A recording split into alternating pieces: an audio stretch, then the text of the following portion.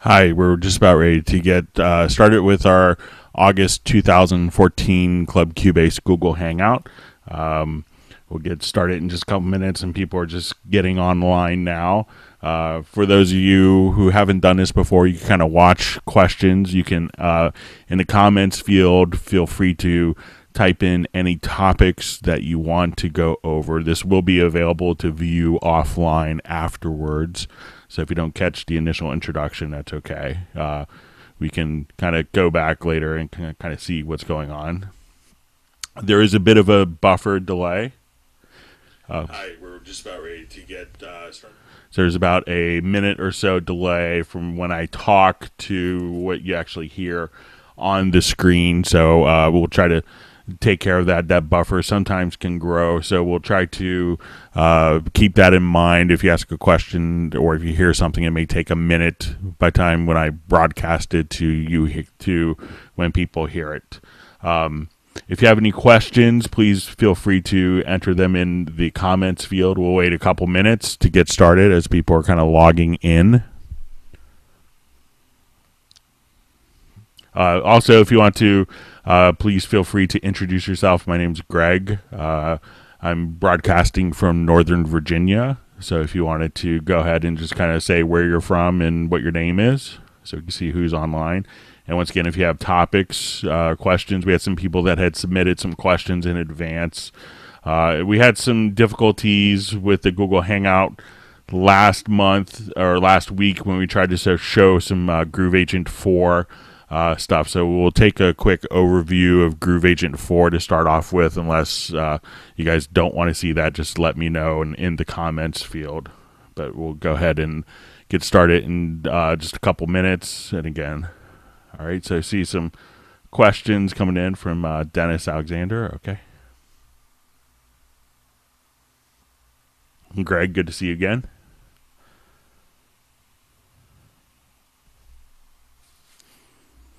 We had a question from Dennis about what are some of the advantages of upgrading from Artist 6.5. Some things you'll get with upgrading to 7.5. There's kind of a whole slew of new plugins available. You'll have access to the chord track, which is a pretty phenomenal tool for that. A new mix console entirely set up.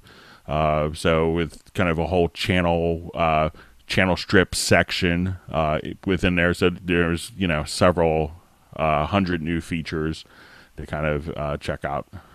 So you see Mo from Reading, Pennsylvania. I have a cousin lives there. Nice town.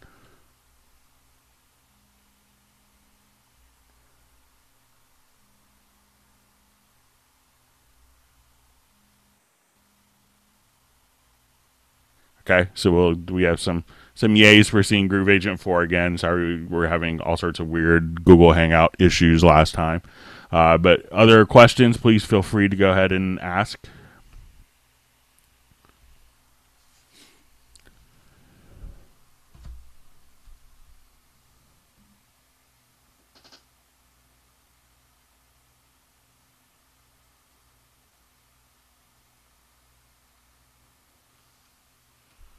All right, so wait just a couple minutes for people. We see more people kind of getting logged on.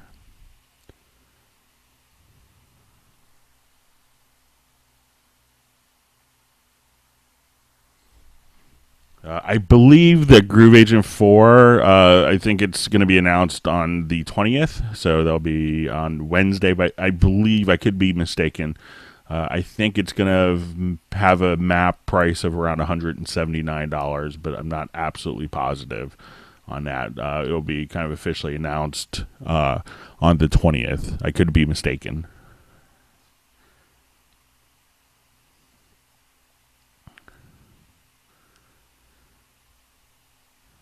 All right. And again, if you guys have any particular topics that you wanted to cover, can you guys hear my voice okay?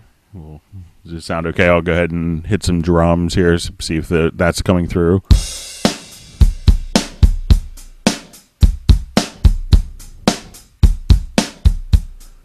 All right, so That sound okay to everyone? Just do a quick sound check to make sure it's being broadcast okay.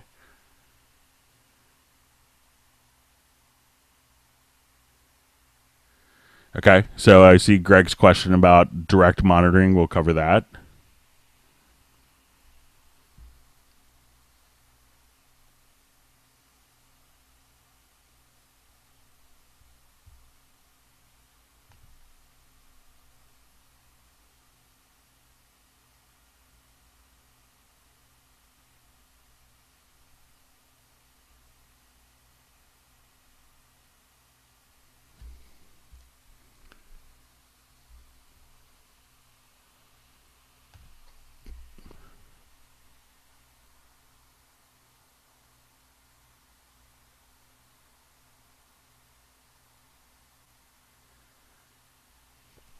Okay, so we had a question about some tempo detection, so we'll go ahead and do that as well.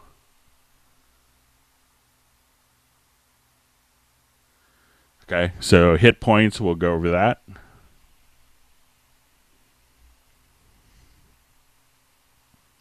Okay, we have some more people logging in, I see. So if you want to, if you haven't introduced yourself, to just let everyone know kind of where you're from and say who you are so we have a sense. And if you have any topics you want covered tonight.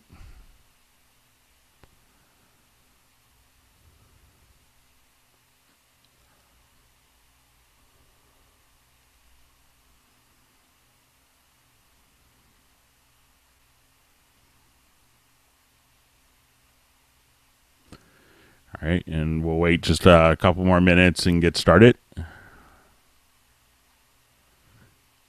So for people who are watching this afterwards, we generally we have a bit of a buffer delay. We have people kind of logging in. We're getting some other topics kind of that people are asking. And once again, if you have topics and, you know, as we kind of discuss different things, feel free to kind of, you know, type questions in the comments field, and then we can kind of go through and we'll try to circle back to get all those points.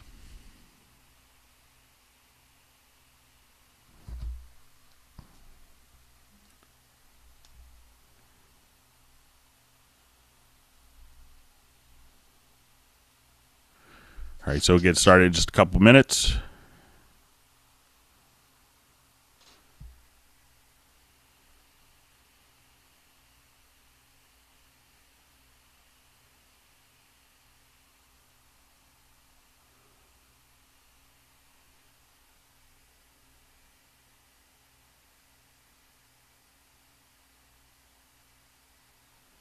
All right, so we'll discuss some of the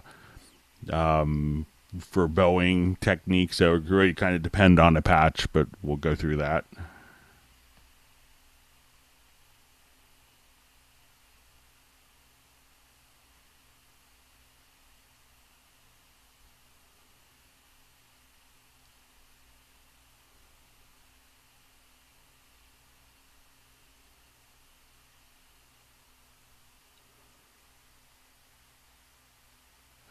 We have a question about dragging and dropping MIDI files into your Qbase project. Yes, you could do that. You could also just drag and drop them directly onto the pad as well. So you could do it from like your Finder window or from your desktop and just kind of drag and drop MIDI files.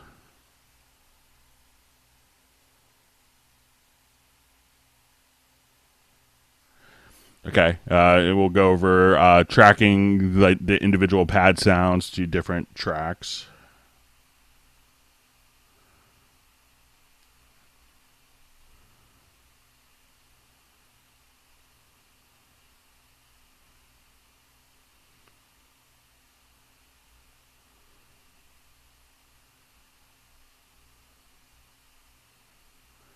All right, we'll see. We have some more. All right, so we'll go ahead and get started. It's about 10 after. So we'll go ahead and take a look first at Groove Agent 4. So we'll go over this a little bit, and hopefully we won't have problems we had last week. So with Groove Agent 4, we wanted to have kind of an all-encompassing drum tool. So there's a lot of drum tools that are very good for acoustic drums or for electronic drums doing hip hop or EDM work, but they don't really cross over very well. So that's something that Groove Agent kind of does very well, is kind of many different things, so to kind of cover just about all of your drum and percussion needs. Because one of the things that we see and what you hear in a lot of contemporary music is not just, you know, like electronic sounds or not just acoustic sounds or percussion, but kind of a hybrid of all those different elements. So what we're able to do here is we could have four different agents that could be loaded in here in different slots. This will be basically MIDI channel 1, MIDI channel 2, MIDI channel 3, MIDI channel 4. So we could have different acoustic agents, which will be like a studio kit, a rock kit, and a vintage kit. You'll have beat agents, which could be used most predominantly for kind of electronic and hip-hop sounds and dance, but it's not limited to that. So you'll have stuff like marching band or orchestral pit stuff, or for making your own sounds very easily. And then we have a percussion agent. Now, when we look at Groove Agent here, one of the things you could do is, if you click here, you could actually see the piano keyboard, and you have, and it's kind of mimics a lot of the concepts and paradigm layouts that were kind of brought forth with some of the early sampling drum machines, kind of like an MPC, where we see our 16 pads. But we're not limited to 16 pads. We can actually have 8 banks of 16 pads. So we can have 128 different sounds. Now, these pads can work in different ways. So they could be either an instrument pad or a pattern pad. So we could have 128 sounds loaded up on individual pads, and we could also have 128 patterns. Now, if you're worried about those patterns kind of overlapping, you could actually have what's called port B and have that for the pattern pad. So just in case you needed 128 patterns and 128 different sounds, you could just kind of click right here directly below the pad here and say use MIDI port B for pattern pads. Now, as we do this, we can have our samples kind of laid out here. And if we wanted to see patterns, so if I just wanted to trigger these, we could see the MIDI note number. We could also just change the actual MIDI note numbers for each pad. And one of the things that you couldn't do in previous versions that a lot of people had asked me about was, if you actually check this little option, you could now actually just set multiple pads to the same MIDI trigger note. Or if you wanted to actually just learn it, the note from a particular electronic drum machine or like an electronic drum kit, you could do that as well. So if we open up, we're going to start with one of the acoustic agents, and I believe this is the studio kit. So anytime that you click on an element, you get all these different choices for that element. You'll have an alternate kick drum.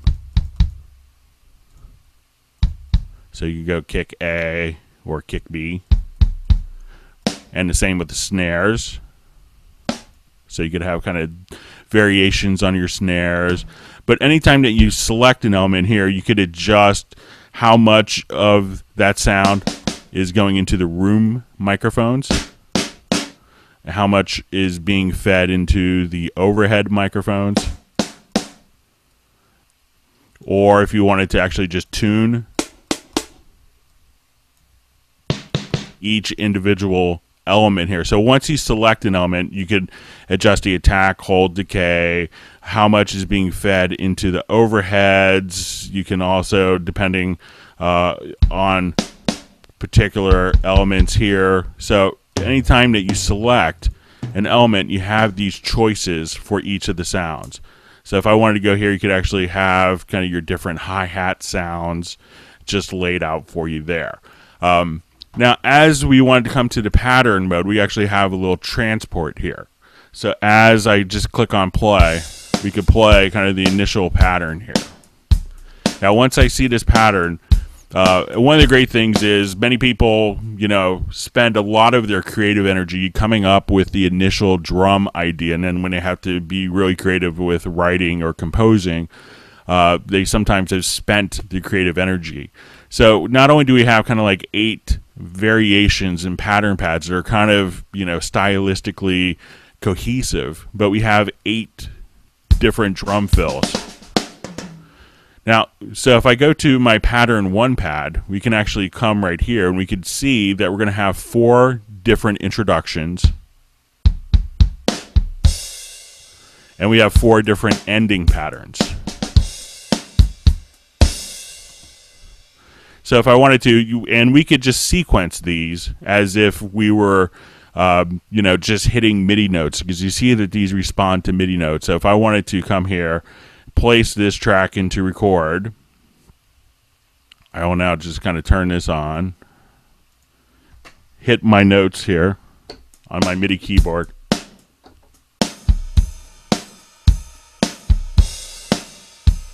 So I'm going to do an introduction and go directly into sequencing. So I'm just sending MIDI notes I have a Nectar controller that I'm using now. And as I do my MIDI notes, I could trigger different fills back to a pattern. And I could have these fills automatically switch immediately, or if I wanted to switch on a next beat or the next measure, you have those kind of all defined for you. Now, each of these pads, you have the ability to just drag and drop directly into the project window as well. So if I've come here and I alter the particular pad, and if I wanted to change some of the MIDI sounds, I could then just take that pattern and just literally replace, drag and drop over the existing pad here and replace that pattern pad. So you can easily kind of make different variations. Now, since this is kind of triggering MIDI data, we can also do some other interesting things. So if I wanted to come here, if I say, let's say that's a very straight feel, I could say, let's go to our 8th notes. And then if I wanted to adjust more swing, that would be all I'd have to do. Or if I want a really kind of awkward swing,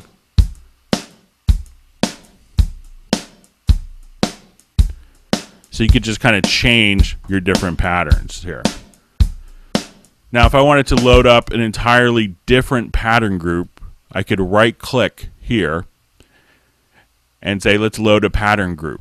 So let's say I want something perhaps a little more funky. I can now just come here. We could scroll through all of our pattern groups. And again, each of these would have 4 intros, 4 endings, 8 fills, and 8 main patterns. Now, when you notice we have 8 main patterns, we're not really limited to that.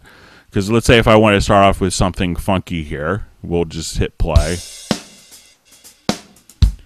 We can have this XY axis here. So what this is going to allow you to do is you could adjust your dynamics here. So vertically is dynamics, and horizontally is complexity. So you can have 16 levels of complexity for each of these 8 variations right here. Now, if I wanted to, I could also just use my MIDI controllers, and I could say, let's learn CC for complexity. I'll just move one of the knobs on my Nectar controller, and now I could just have it be very complex, very simple. And let's say for the dynamics, I could come here, the intensity, we'll learn CC.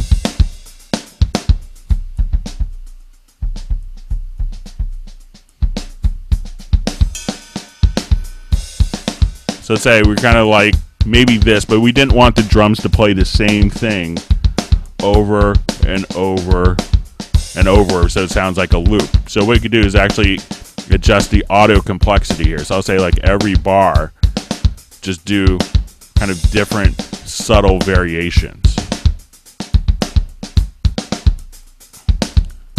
And if I wanted to, I could say every 4 measures, do an automatic drum fill. So as I just kind of hit play, it's going to do just a random drum fill. And of course, this is all perfectly synchronized with the tempo. So if I wanted to, I could literally just kind of come right here and adjust my tempo down and try out different ideas and have that perfectly synchronized. Now there's also some ways you can kind of alter some of the patterns. So if I wanted to take this pattern here, and let's say I just wanted to throw like a little stick drag on the snare, I could go to my instrument. We'll select our snare drum pad, and whatever pad that I have selected here will automatically be what's applied to. And we could go to your MIDI effects, and I could say, let's just throw on I want to throw on just like a flam here, just on this snare, and you could adjust that and have it synchronized. Or if you want to do something like a MIDI delay, we could also just come right here. So just on the snare, I want the pitch to go up in the delay.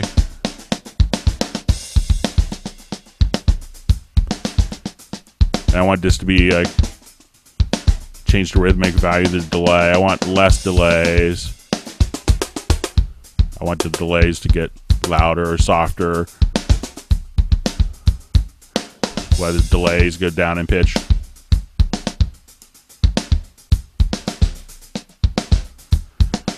So you can be very creative with that. Now, we also have full dedicated mixing capability. So if I wanted to come to the mixer, now we use multiple microphones on this particular kit. So there's about 20 different microphones because that's what really kind of captures the essence of a great recorded drum part. So if I wanted to, we could see, you know, we're going to have not only just kind of the direct microphones, but we're going to have, you know, the room mics, the overhead mics, and those could be very critical for the sound. But we could come here to our mixer, and anytime that we select a different mixer element, we could have these different tabs spread across the top here. So one of the first ones that's really handy is groups.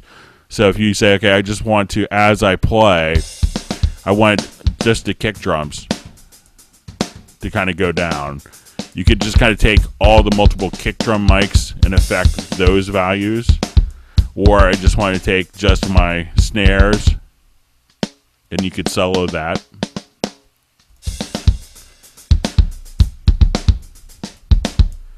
Now, even though I have multiple agents, I could have each agent can have their own independent aux send. So if I wanted to add a reverb here to send one, so I could have 4 different effect sends. Each of the 4 effect sends could have 4 different effects kind of stacked up on it, and you get, I believe it's about 27 different plugin options. So within the plugin, you have its own set of plugins.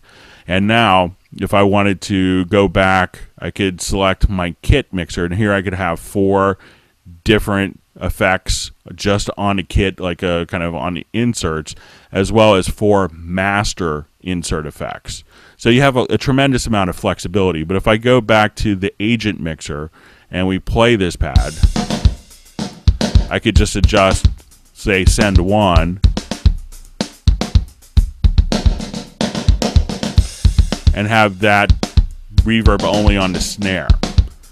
But anytime that I select a different element, so say I select my kick drum, at the bottom we could actually see I could have 4 bands of EQ for any selected element. I could come here and have compression and dynamics, as well as tape saturation, and transient designer for the envelope shaper.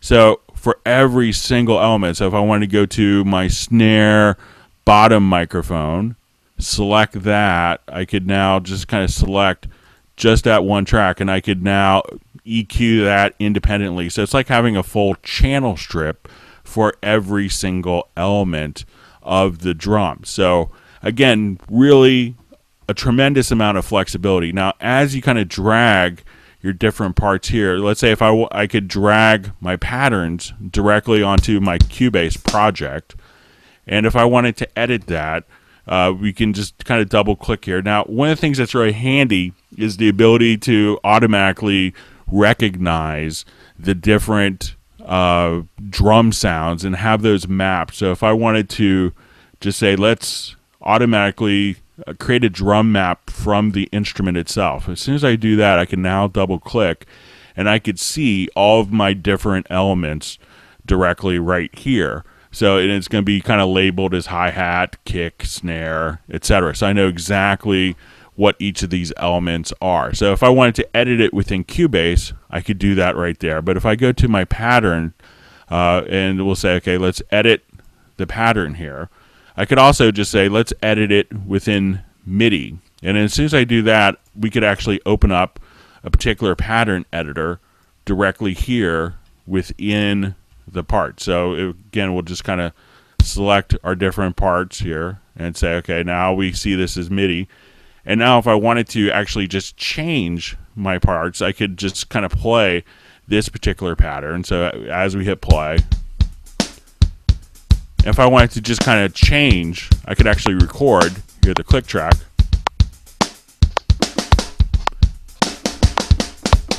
And I could just record and actually program all of my different drum sounds. So if I wanted to adjust the velocity on those snare hits, you could also adjust your visibility settings. So you could say, I only want to see events that actually have the keys that actually have events. And if you wanted to see your different controller lanes, so if you want to draw on pitch bend, or just right click and you have all of your tools done right here. So again, if you wanted to see some of the different agents, you could just kind of right click here and say, okay, I wanted to load up my particular agent. And when you load up agents, you could actually just come here. You can say, I want to load a kit independently, or load a kit with the pattern, or just load the pattern groups.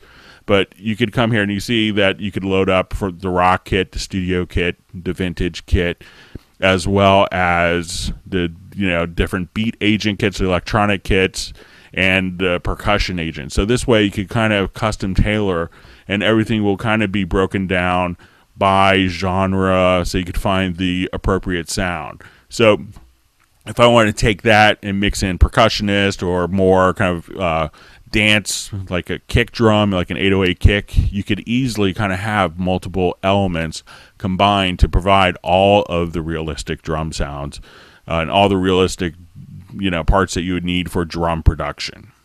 So I'm just going to go back and see if we have any questions. Does that make sense for people? I know we have a bit of a delay here, so I'll go back and kind of reread through some of the questions.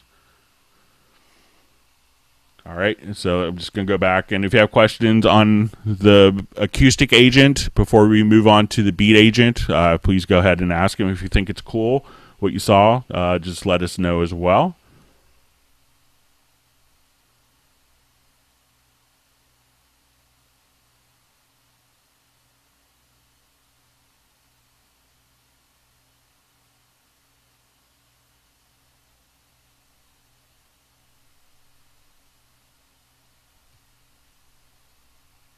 All right, so we'll wait a minute before we move on to Beat Agent, see if you guys have particular questions on the acoustic agent so far.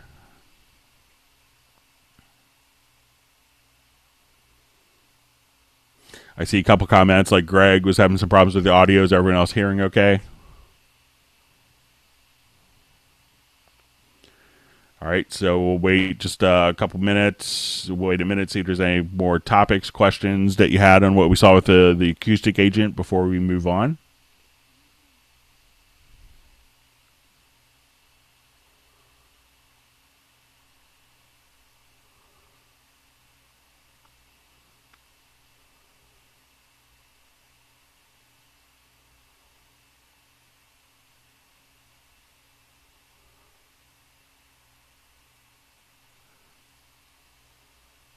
All right, so didn't see any questions come up. We'll wait just another couple seconds. See if people are typing. Okay. Audio's back. Okay.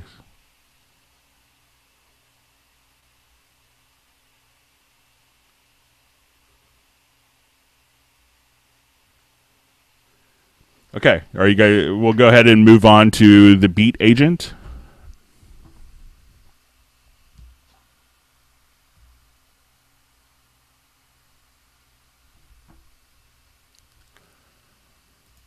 All right, so we'll go ahead and just go next to the beat agent and take a look at this. All right, so obviously this, like what we've seen with some of the Groove Agent SE that comes with Qbase 7.5, is the ability to actually, mimic kind of a lot of MPC style production paradigms for dance music. And one of the things that we want to do that to make it very authentic to the original drum sounds was to actually do some physical modeling of the original sampling drum machines, because many of them had low bit depths. So many of them would be like just a 12-bit sampler. And that was kind of what was available technology-wise at the time. And also you would have very minimal amounts of RAM. So like you may have like 1 megabyte to have all of your samples in. So often people worked with very kind of short, repetitive samples. And if we look at kind of a lot of the early like hip hop and R&B music from the 90s, early 90s, late 80s, you could really hear that limitation of the technology at the time really kind of shape kind of the sound of the genre of that particular period. So one of the things that we wanted to do was to actually be able to mimic the sound of vintage drum machines. So I'll just go ahead and we'll play just this pattern here for this particular kit.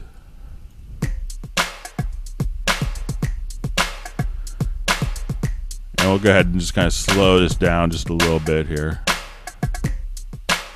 So if I wanted to select all these pads, and if I wanted to sound like an authentic 12-bit sampler, we could put this into vintage mode here. So we listen to probably some of the highs.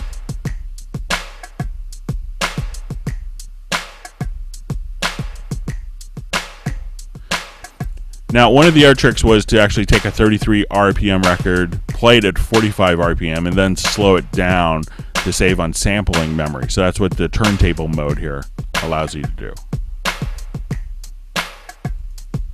So again, we have standard, vintage, and turntable.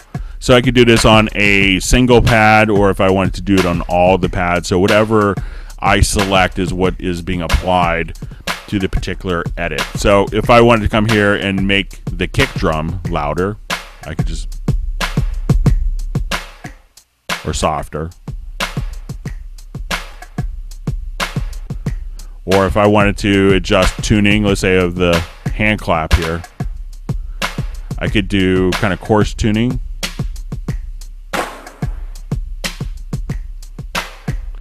Or you could do something a little more interesting, like if I want to take this hi-hat sound here, and we'll go ahead and make that a little louder. I could go to my pitch setting here, and I could put that on random. So now it's just playing back.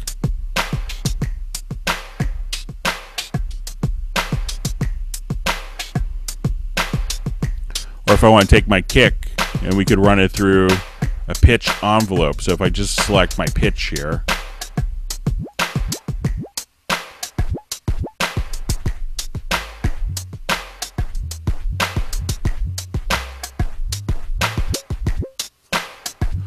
and one of the great things with Groove Agent 4 is you actually have 20 levels of undo. So if you totally messed everything up, no problem. Now, if I wanted to run particular tracks through, or sounds through independent filters, I could select an individual sound here. I could run all the sounds through, let's say, a particular filter. So I want to take the whole kit, and I could click on the filter page here. Then I could say, okay, let's run it through like a classic filter. So we have 6 different filters with multiple filter shapes. So at this point, we could just say, okay, I want to take the whole kit, adjust my cutoff. And of course, this is all completely automatable. Right click, learn CC, move your fader on your keyboard. And that's all you'd have to do. If you don't want filters, you can now just kind of, again, bypass all the filters.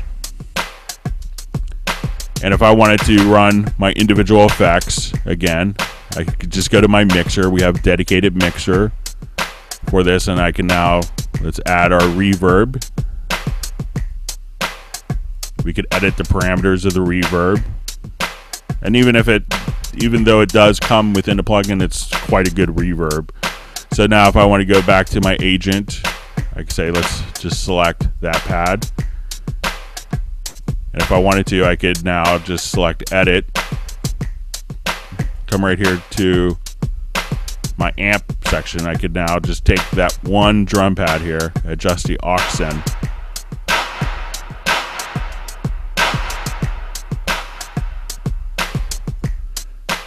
So very, very flexible for doing kind of all of your routing. Now, if you wanted to actually adjust like the sample start and end time for a particular pad, you could just come right here and say, okay, I want this to start right at this point. So you could truncate your samples or do fade ins, fade outs.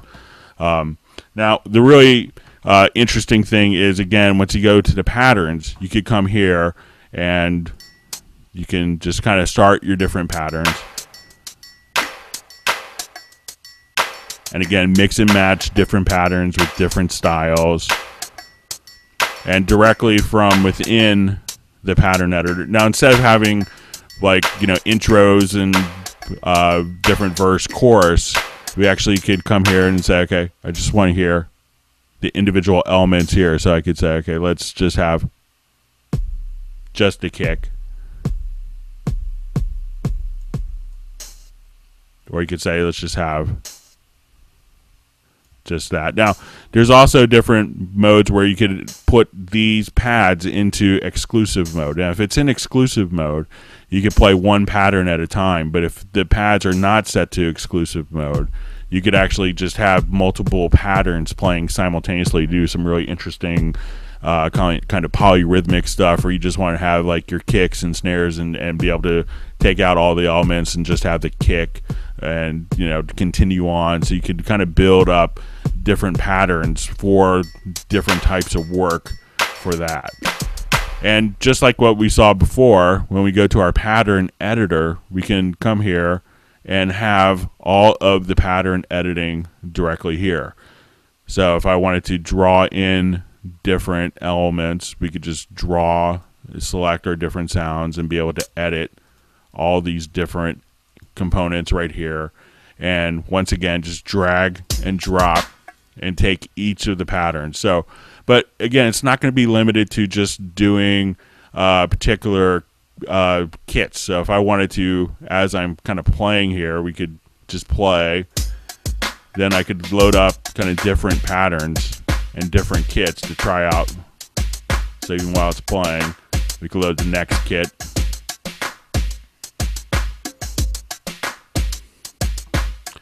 So we're going to load up all the samples and all the patterns.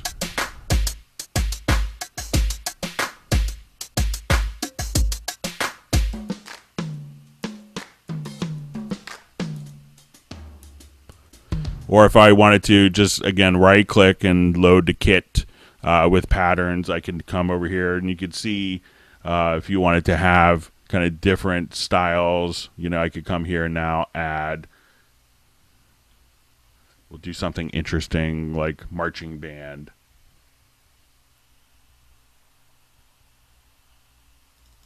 So now I can load up the kit with all the patterns.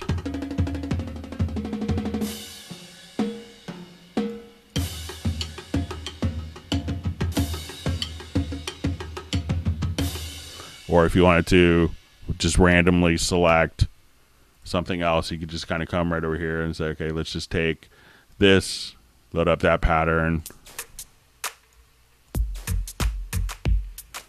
And they don't have to be limited to just different types of percussion sounds. It could be any sound. So you could have chords, any, harmonic activity as well. So you could kind of break down your different parts here. So you could have vocal hooks, and we'll show you in just a couple minutes how you can kind of drag and drop and create your own sounds within Groove Agent 4. But that's kind of a quick overview of some of the Beat Agent stuff. So we'll see if that, I'll go through some of the quick questions here, see if I need to circle back and see anything, and then we'll move on to the Percussion Agent.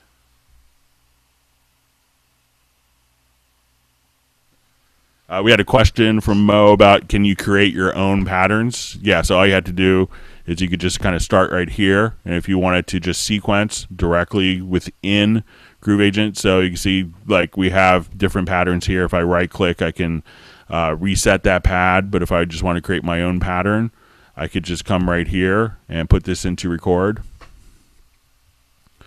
and then as I just kind of,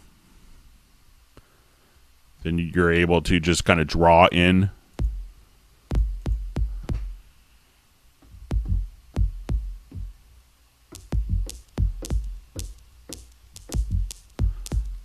and potentially the worst drum pattern of all time, but so stuff like that, you can just make your own patterns, and then once you have that, you can just take that pattern and just drag and drop that pattern directly to anywhere else on your project window. So you can freely make your own patterns, but you get so many great patterns to kind of start off with.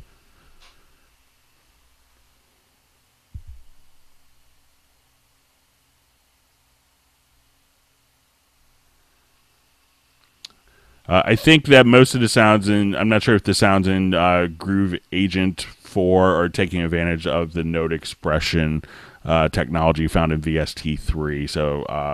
So to answer that question, any other quick questions before we move on? We'll wait a couple seconds for the buffer to catch up for the people watching live, and then we'll move on to the Percussion Agent.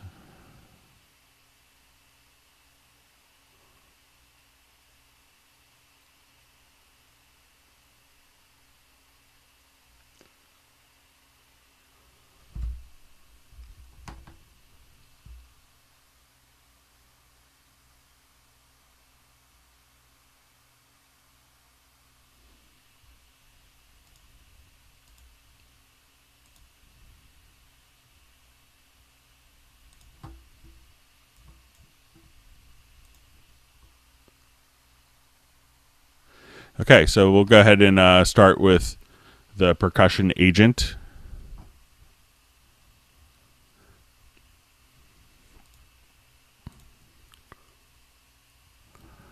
All right, so the Percussion Agent is really interesting because you can have kind of multiple, just about any type of percussion instrument that you could possibly want without having to buy a whole slew of them or find different samples.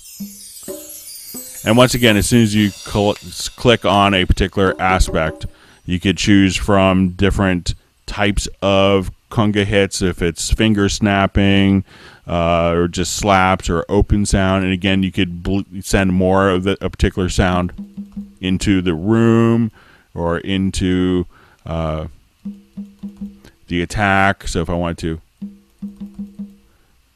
be able to kind of tweak my different components here, you could just have full control over each element as soon as you actually select it.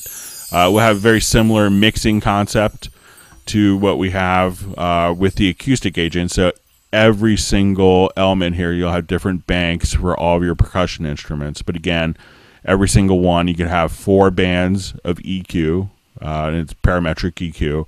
You can have full compression, tape saturation, and transient design, so kind of your envelope shaper plug-in. So again, total flexibility with this. And percussion is often really overlooked for having to kind of do sweetening tracks that can really kind of stand out. So if I wanted to start off with like my typical pattern here for my percussion section, and when you go to the pattern editor, it's kind of a bit of a different paradigm because we can bring in different elements here for each pattern. So say we start with our bongo here. So you could, if I wanted to just bring in a different, let's say our bongo 2 sound, and we could have different levels of complexity. So I could say, let's start with something very simple, or something a little more complex, or even more complex. And I want the intensity to be soft, or I want it to have an emphasis on the and of 2 rhythmically. And I could bring in kind of different elements here.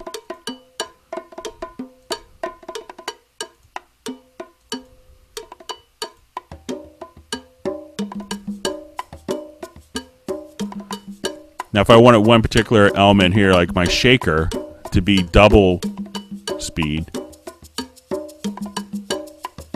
or to be half speed,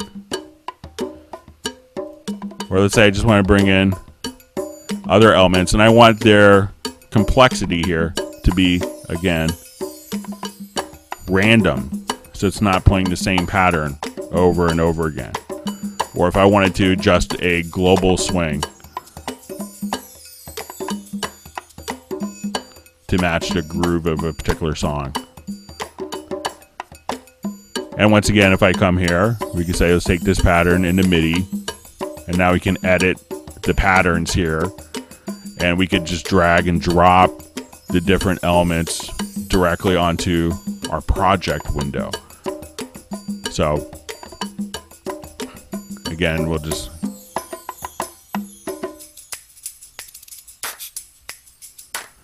now, the beauty of this also is because we have 4 different agents, we're going to have different presets, and we can have kind of a multi-agent preset. So if we go up to the top here, I could just say, okay, let's take, I want to take a particular sound, let's say,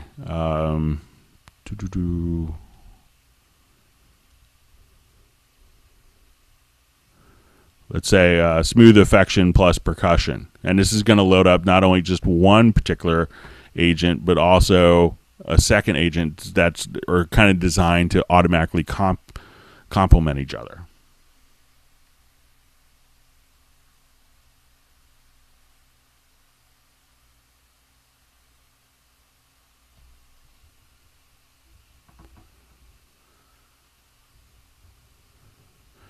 All right, so now when I come here and hit play, so when I switch to another pattern, we can see in our pattern overview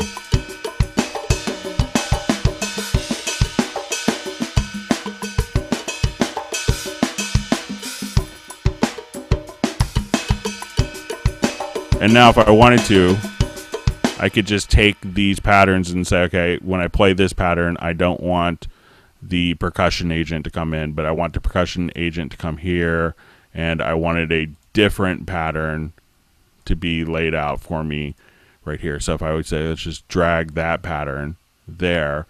So now when I play, I can have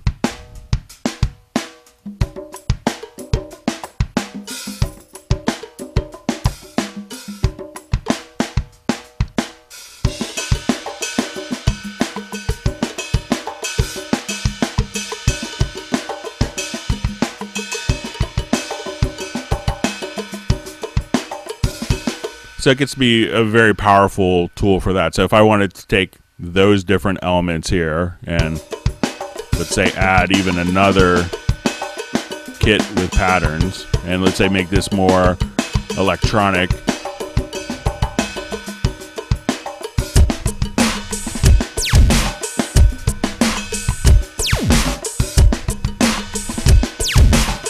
then I can go to my mixer and select the kit mixers.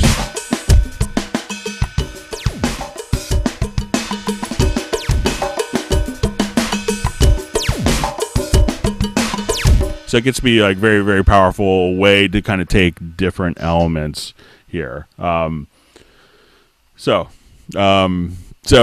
any questions on Percussion Agent? I'm seeing a couple of comments that the video is dropping out. So I'm kind of monitoring it on a different laptop that I'm on now.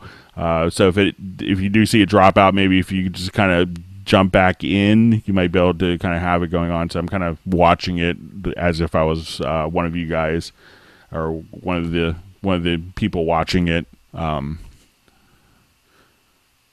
right, so wait a minute, see if there's any quick questions on the Percussion Agent, and then we'll show you some really cool tools for working with loops and stuff like that within Groove Agent.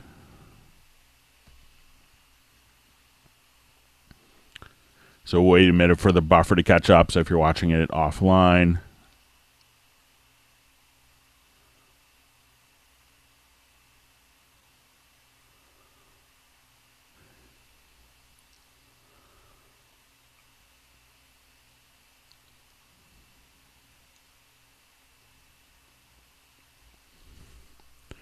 All right, and now we'll just kind of get set up for doing some creating different kits here.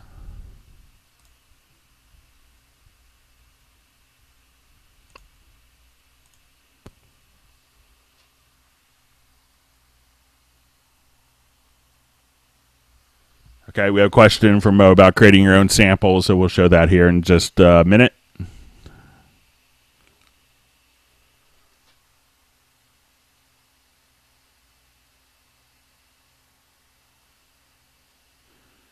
All right, we'll wait a minute, for a couple seconds here for the buffer to catch up for the people watching live.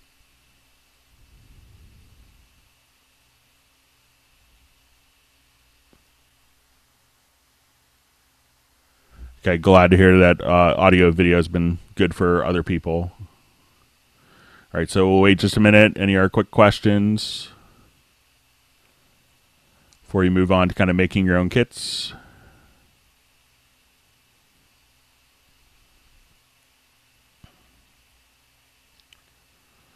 Okay, so let's say if we want to actually work with some of our own kits and make our own sounds. So one of the cool things is, like, a lot of people, if they wanted to, you know, build up their own drum kits. Like, let's say in this case here, I have different snare drums that have been recorded. So actually I had the drummer hit the snare drum like 8 different velocity levels here. So from louder to softer as we kind of go down. So one of the great things is the true integration within kind of your Qbase project window or within your Explore window. So if I wanted to just drag and drop all these samples, I could do this. Now you may notice that you have 3 different pads or 3 different icons as we do this. So if I wanted to drag them all into one pad where there's no existing samples, we could just use the very top when we see one square icon. If I wanted to replace existing samples that were on that pad, I would just use this icon. Or if I wanted to map all my snares across multiple pads,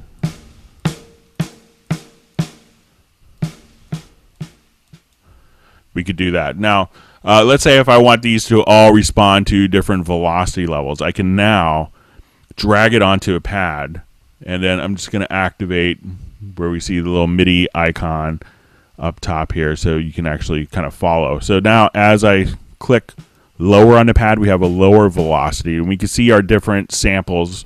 It's broken it down to like 8 samples here. So if I wanted to adjust the velocity range for particular samples, we could do that, but it'll just kind of evenly divide it automatically unless you override that. So as I click higher on the pad, we can do that. Now, you may not want it based solely on velocity. You may want it to do like a round robin so that it just cycles through. Every time you hit the pad, regardless of what position you hit it, it'll cycle through the different velocities. Or if you want it to be random, so every time you hit a snare hit,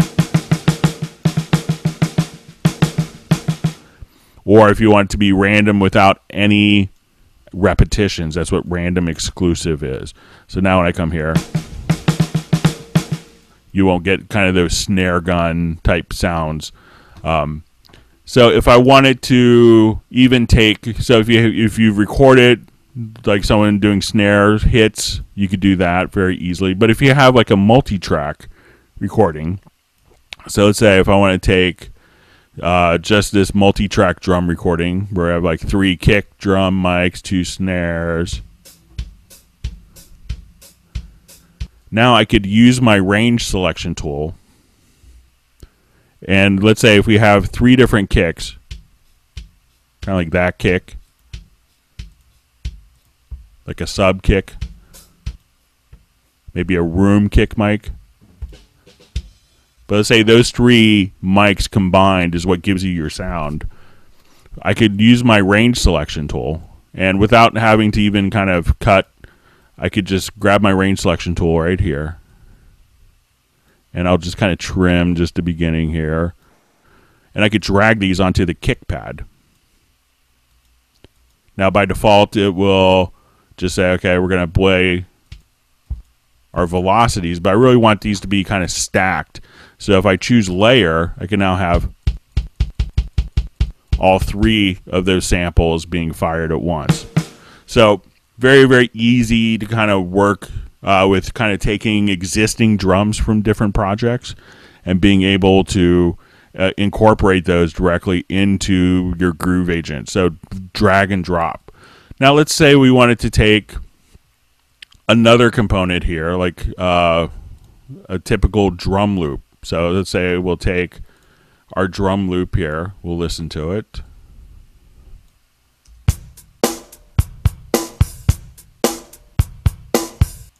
All right, let me just put it at the original tempo here. So kind of a generic drum loop. But now if I wanted to make that a bit more of my own, what I could do is I'm just going to drag that loop directly onto a pad. Now, a lot of times when we do this, we can actually now trigger that drum loop directly onto a pad. But if I change the tempo, let's say to something like 144 beats a minute, and if I play that loop, it's going to play back at the same tempo. But if I actually go to my sample here, I could say, let's put this into audio warp, and I'll put this to musical mode and say sync to tempo. So now when I trigger the loop, anytime that a MIDI note is instantiated, it will automatically play back in the correct tempo for you. So that's really handy. Now, another paradigm that people often use is to actually take different slices and be able to kind of break apart the different samples.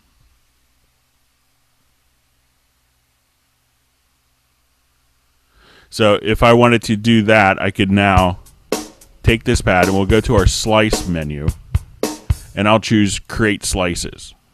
Now as I do this, we can have different slicing algorithms to get transient, the grid, transient plus grid, or you could manually kind of put in the hit points, which we'll discuss a little bit later.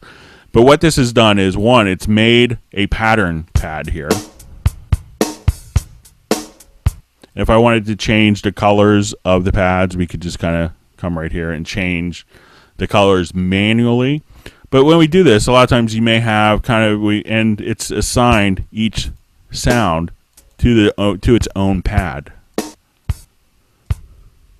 So at this point, we could just listen to.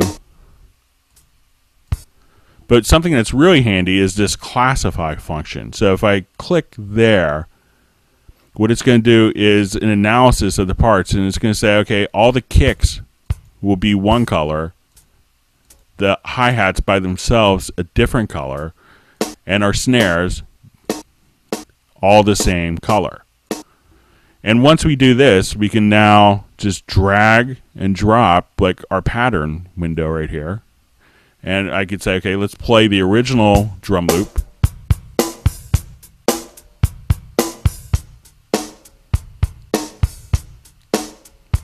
So if I wanted to actually just kind of do variations, I can now just click right here.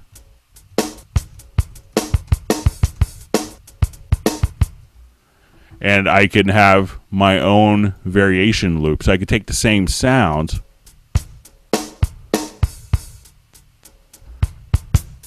and be able to have my own variations. Now, if I like that variation, I can now just take it directly and move that onto its own pattern pad. So that way I have kind of access to these different pattern pads. Now, since we've classified the different components here, something that's very handy is when we go to actually edit our pattern here. So let's say we edit and we look at it in our pattern mode.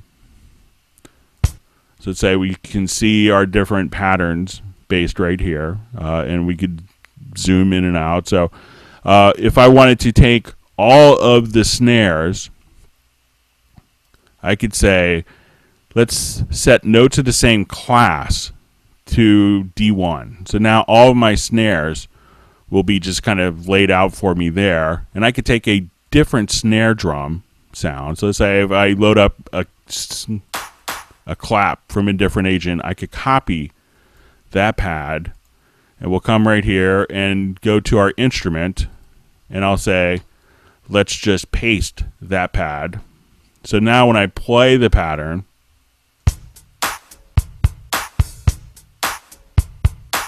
I could just replace just an individual snare sound that easily. So it gets to be, a very easy way of, changing up loops and making it even a little more interesting. Now, if we have a more of a tuned pitch, so let's say like I sampled a note from my bass. Here, we'll just listen to this, an old Fender jazz bass. So we played one note here.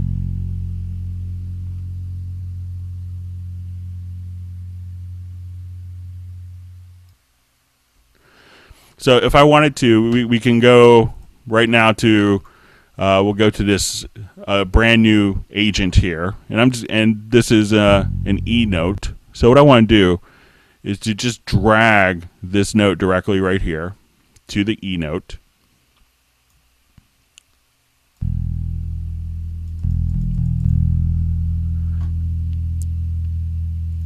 All right, so let's say I want the polyphony here to be set to one note. And what I want to do is if I go to my pitch, I could say, let's set a key range. And I want this to be, let's say, 2 octaves. So I'll say, let's make this to E3. And what it's done now is it's automatically,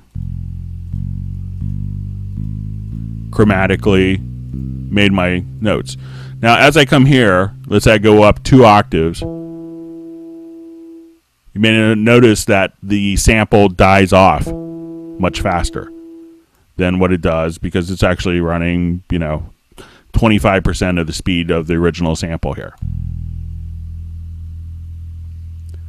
So if I wanted to fix that, this is again where we could do our audio warp. So I could go to my sample, put it into audio warp. We'll put it into solo mode and say tempo. So now when I come directly here, that note will last as long as the other notes. So now if I wanted to, we could just take just this little bass part here and then that way you can now just trigger this directly from different MIDI performances. So if you just want to grab your, so all you'd have to do at that point is just trigger that and play a part just as like you're sequencing. So if you have like a vocal or a horn part, you could just literally just drag and drop all of that audio or any audio sample and just play it like a normal instrument. So it's not only being limited for doing a lot of percussion. So even a lot of the presets, when you would go and load up some of the different presets here, will have, different, I think there's one here, we'll have a lot of different harmonic content as well. So I think like this one, if memory serves, I'll just kind of load this up. So when you kind of start your patterns, you don't have to sit there necessarily.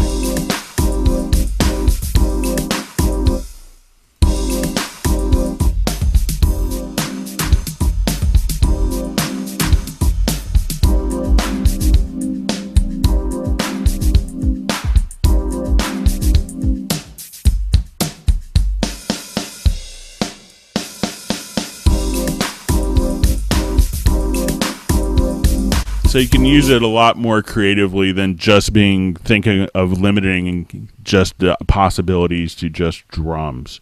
So it gets to be a great tool for, not only kind of percussive elements, but also harmonic components too that you may not normally associate with this. So, and one of the great things is, again, when you think about all that you could do, with the different groove agents here, the big beauty is being able to do all of those different tasks within one particular instrument. So if I wanted to just take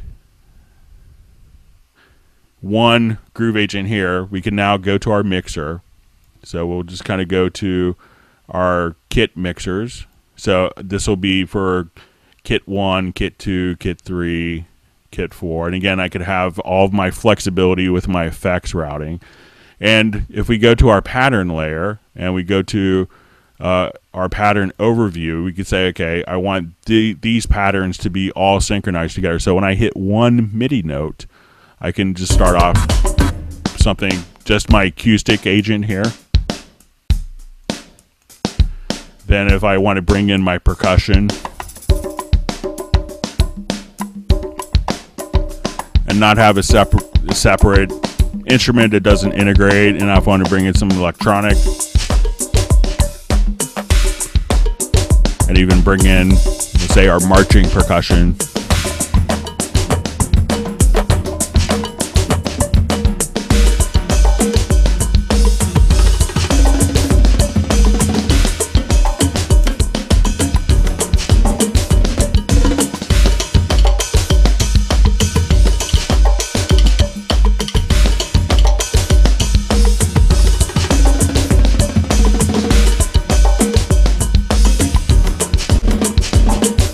So all those elements, you know, from really high quality acoustic, really high quality percussion elements, super high quality kind of EDM dance tools, and, you know, orchestral percussion, but all those elements combined with all the different patterns to all work together, you know, to all work together in concert with each other. So you don't have to have multiple tools that don't quite synchronize, that don't quite groove together, that don't have the ability. So you want to make your own kits, you want to work with loops, kind of construct, deconstruct. You want to have the flexibility of all the effects routing. I want to take each individual sound and be able to tweak that to my heart's delight. So there's really very, you know, there's really no limitations to what you can do with Groove Agent, and all that in one tool. So it's a pretty compelling little package to work with. We'll take a quick minute and pause there before we kind of move on. We'll go through some of your topics. If you have some questions on Groove Agent, please feel free to enter them in the comments field, and we'll go through some of the questions that people had submitted.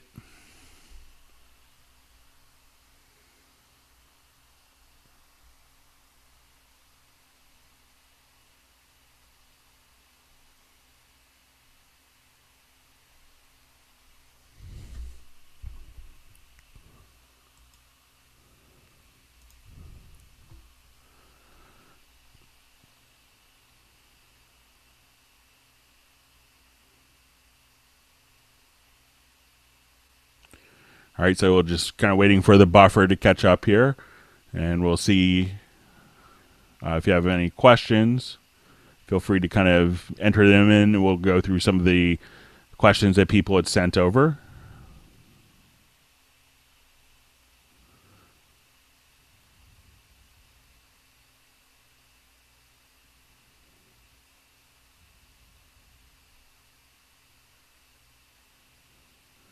If not, we'll go through some of the questions.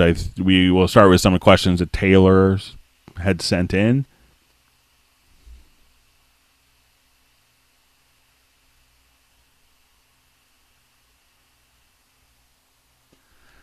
Thanks for checking in, Wendy.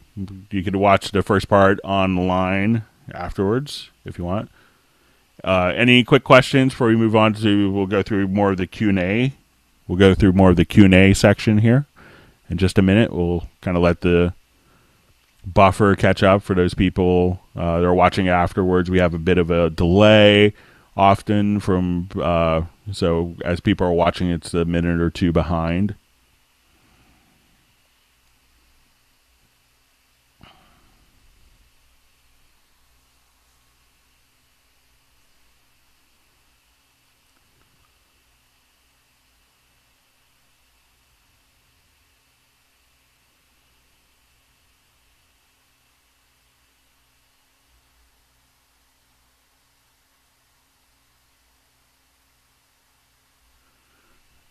All right, wait just a couple more seconds and we'll get started. I'll just load up in our project here.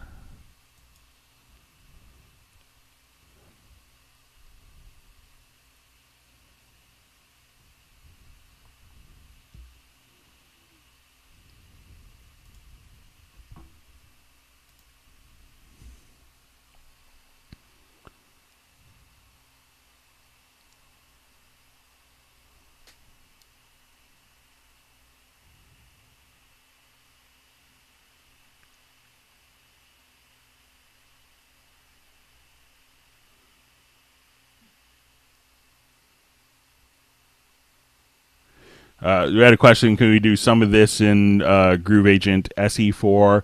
The acoustic kits aren't in there. The virtual percussionist isn't in there. You can slice. You could do slicing of loops, but you can't classify them and as easily replace the sounds. So obviously the Groove Agent has a lot more capability. So, you know, when you see the SE generally after a plugin name, it kind of stands for a starter edition of that. So.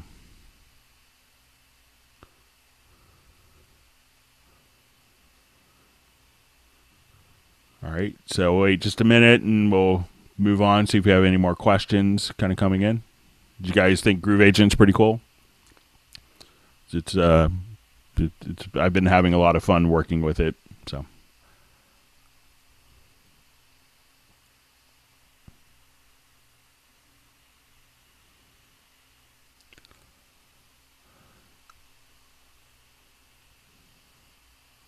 All right, so we'll just get going on with some of the questions. Taylor sent some scoring and notation questions in. So we'll go over that, and there are kind of a lot of them to do with kind of piano-based parts. So we'll go ahead and take a look at these. So one of the things that you have inside of Qbase is, I'll just restart this project here. I'll revert this. You know, Qbase has a very powerful notation component. A lot of people kind of overlook it because, you know, Qbase does so much. But one of the things, you know, we're very proud of is the notation capabilities. And it's an area that the company is, you know, we started a whole kind of R&D department specifically for notation that we'll see some programs be coming out with as a result of that, probably next year, I would imagine. So if I wanted to look at just a part that was played into notation, one of the questions was when inserting a fermata, that the fermata appeared to be upside down. So let me go ahead and just quickly look through my symbols here on the left-hand side. We'll go through our symbol inspector. And here's our fermata symbol. So if I just kind of select the symbol and click, generally it might be upside down if depending on where you click. But if you just kind of move this up here, then the fermata symbol will kind of appear correctly above the staff, just like that. So if it looks upside down, just physically just kind of move it up, and then the direction of the stems will change. Another question we had with the notation about clefs, about having the clef show up being like an 8 VA for a clef, like if it's you want it to be notated differently. So you see clefs indicated here. Let me just open up like a bass part, because that's what this question was specifically asking. So if I wanted to look at this bass part, and we'll look at this in our notation view. So right now we have it as treble clef, and it probably doesn't make a lot of sense here when you're looking at all the different ledger lines. So they can be very difficult for a bassist to read, and they generally don't read treble clef very well. So if you actually just double click on a clef itself, so you have different clef settings here in the symbol palettes, you can now come right over here and just adjust, and you can see the bass 8VB, 15VB, but also the bass 8VA. So if you just kind of scroll through the different clef palettes here, you can go through and not only see the 8VB, but also the bass 8VA. So when you kind of click there, then you could have it make a little more sense. So if you just say, okay, even you want that to be baritone clef. So this is where you could do alto, tenor clef. So if you need to work with different, you know, violas or cellos for notating parts for them. So again, just double click on a clef here, and then you'll be able to adjust the clef to any clef pretty much known to man. All right, now we also had the question about doing split points like on a piano staff. So if we go back to our piano part, we can just double click to the left. And there's a lot of functionality if you just go and double click like this little black line just to the left of the staff.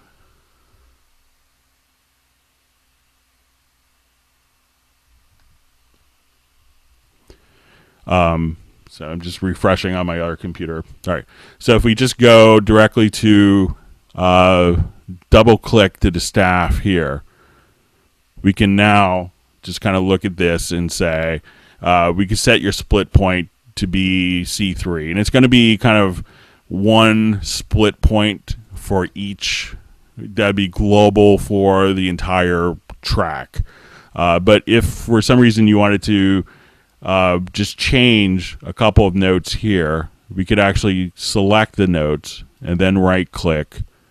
And at this point, you could just say, you'd say display in staff. We could say we want to display it in the grand lower staff, and that would automatically kind of switch. So at that point, you could do kind of set up cross staff beaming if you wanted to.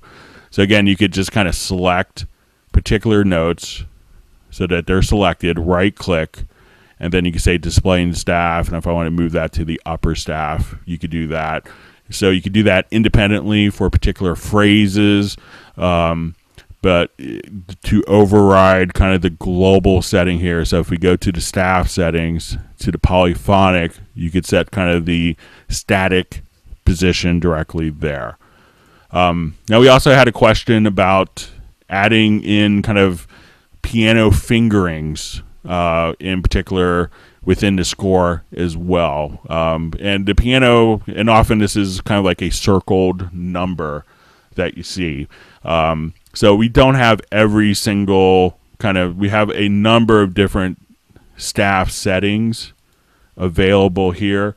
But one of the ones that you don't have is like circled numbers for fingerings. But if we go to the other area, you could actually just kind of come right here to an image file. And if you actually in any program, you know, like any graphics program, make a circle with 1, 2, 3, 4, 5, and do that, you could insert any image right here. So if you wanted to make your own circle fingerings, you could do that, and then just simply come right here and direct it to that image file, and that way you could make your own images, or if you wanted to add additional copyright information, we could do that directly there. Let's see. All right, and we had a question also about, said that when he copied and pasted particular parts, that the other parts when edited were actually carrying over the edits from the original part. So when we actually come here, and if we hold down the Alt key, we can make a copy of a part, and that would be an independent copy. But if I wanted to hold down the Alt key, plus before I release the Alt key and release the mouse key, hold down the Shift key, we can add what's called a ghost part. So at this point, let me just, I'll do from this original part here, just for demonstration purposes. So hold down my mouse with the Alt key, hold down my Shift key, and before I release, now this will be what's called often like a ghost copy, if you will. So I'm going to open up my in-place editor directly here. And what I want to do, we'll zoom in, and this just will allow us to, so this was just a normal copy, and this was a ghost copy. So if I move notes within this editor, we'll see the ghost copy automatically reflect those changes, but not the parts right here. So when you make a copy, if you just kind of drag and hold down the Alt key, that'll make a copy that's independent.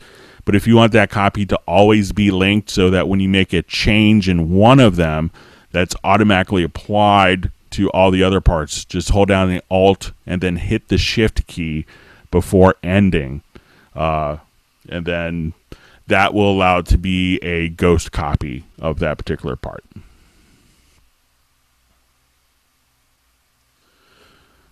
All right, so we had a couple more quick questions from Taylor that he was nice enough to send.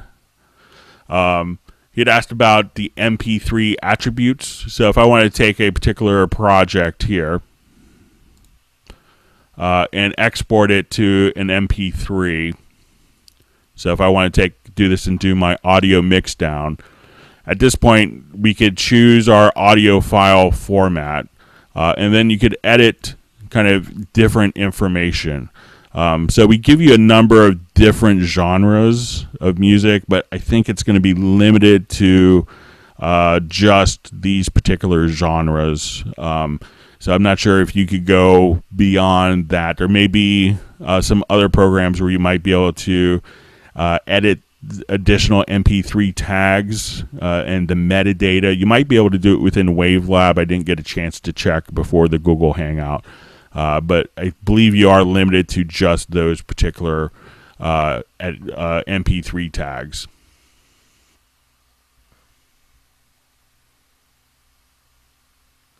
All right, now the last question that Taylor had sent was about using multiple tracks within like a multi-timbral plugin like Halion Sonic SE. So we'll just do a new project here.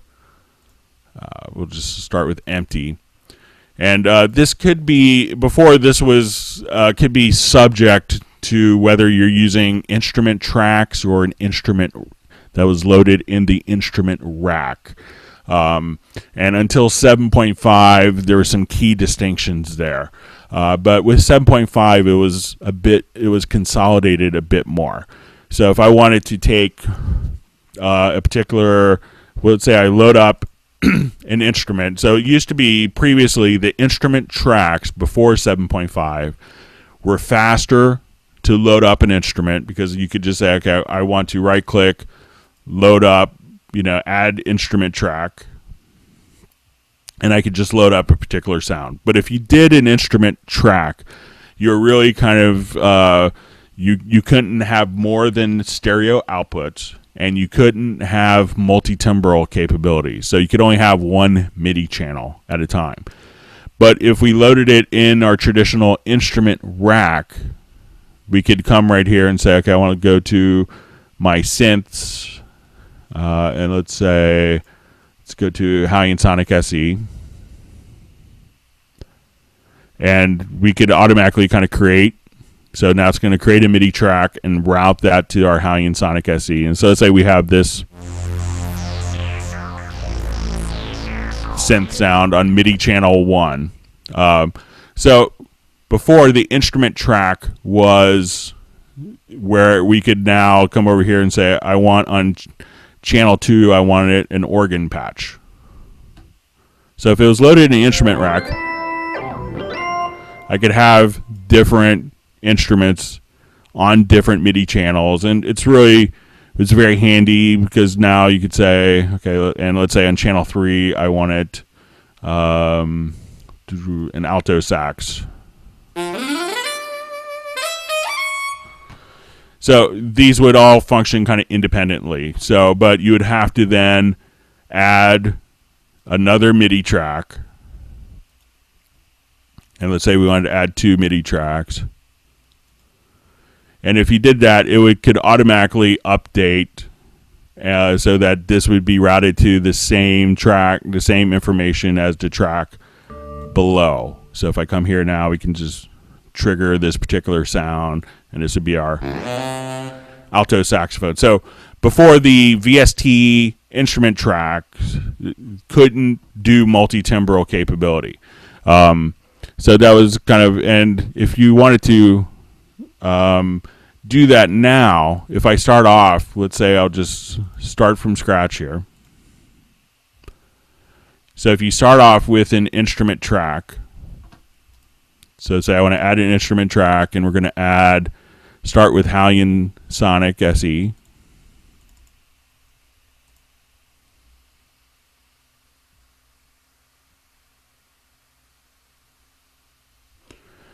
All right, so now if I do this, we can. So now since 7.5, you can now, if you have that track selected, you could add additional MIDI tracks. So let's say we want to add 2 tracks. And that routing is automatically preserved, and it increments the MIDI channel. So this will be Halion Sonic MIDI channel 1, Halion Sonic MIDI channel 2, Halion Sonic MIDI channel 3. And now you're able to just kind of have your multi-timbral capability here. So even if you started with an instrument track, you're not limited as you previously were. So if I wanted to go to MIDI channel 3, I can load up a sound here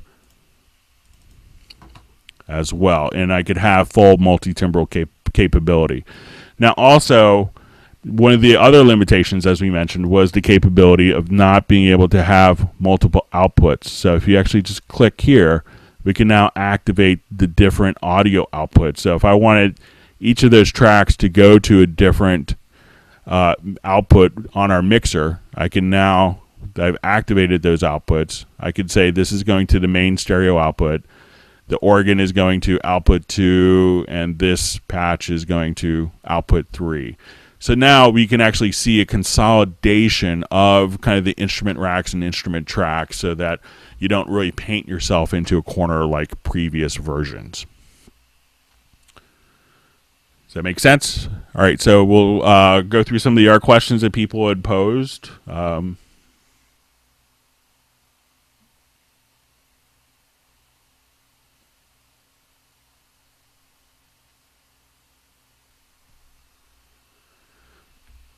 All right, so we had a question, let me just, on tempo detection from Jonathan, I believe. Let me just kind of go back.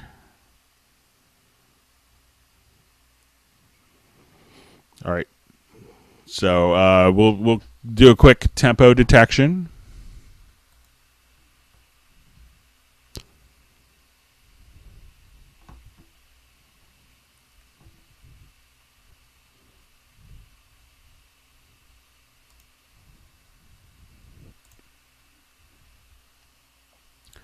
All right, so a lot of times when you are working with live musicians, one of the problems gets to be actually, you know, if they don't record with a particular click track, it could be problematic to take their performance and be able to add other parts, or be able to kind of augment, you know, add different instruments like Groove Agent SE or Groove Agent 4 that we saw earlier.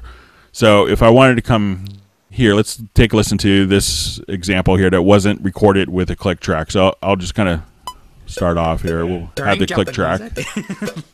1, 2, 1, 2, 3, 4. So I just saw the mandolin track. We can hear that it's not following the click track.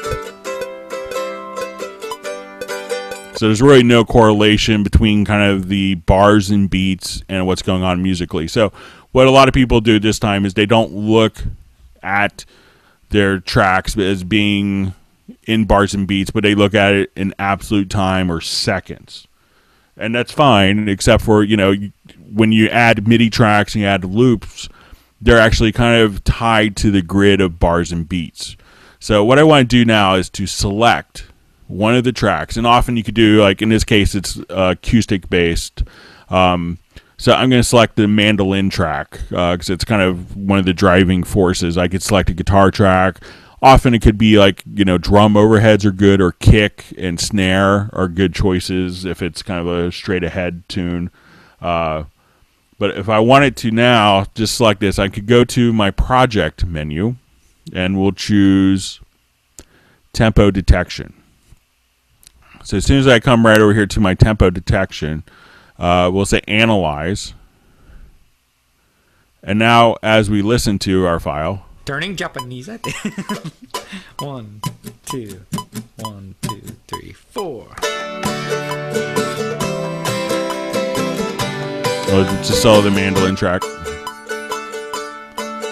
So as we've done this now, it's figured out what the tempo is. And as it does this, it automatically places it into 1/4 because we don't assume that all your music is in 4/4 time. So it added a tempo track, and it's now added a signature track. So when we look at this, we can now, so we have a 1/4.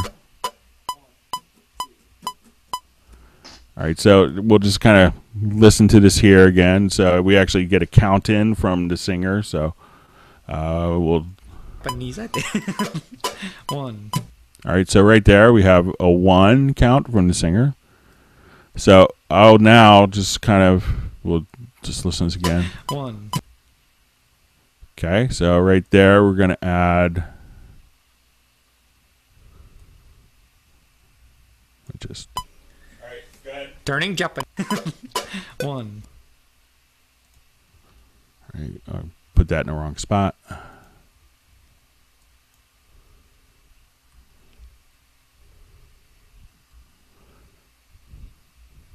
right.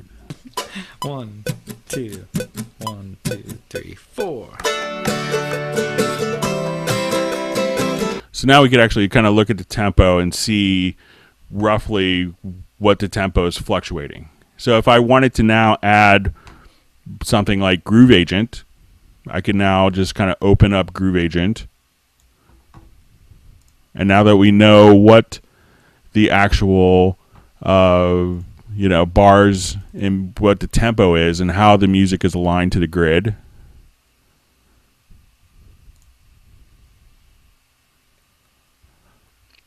I'll come right here and let's load up a percussion.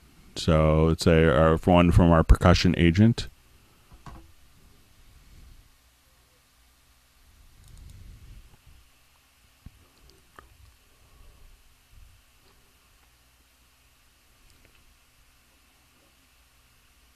So now Groove Agent's going to be locked to the same tempo. 4.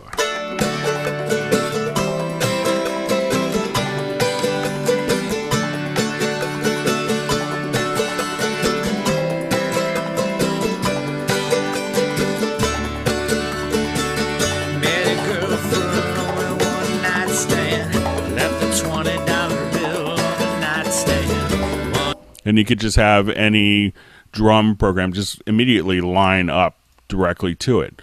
Or if you have drum loops, you could place them into musical mode and have them fit. Now, if I wanted the actual musicians to play to a particular steady click track, as opposed to having their tempos fluctuate so much here, the trick is, and this is a very critical step, is to select all of the audio files.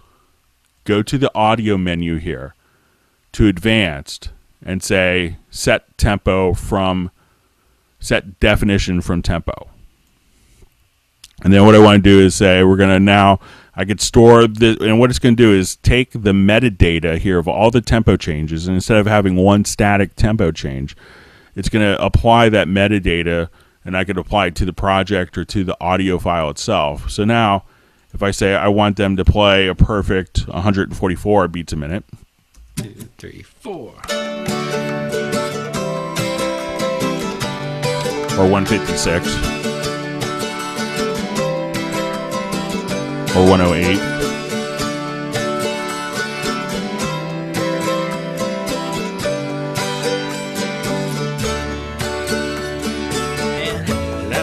Or if you wanted to just change the tempo, you just select arrange the tempo, slow it down. Or even draw in, have it speed up.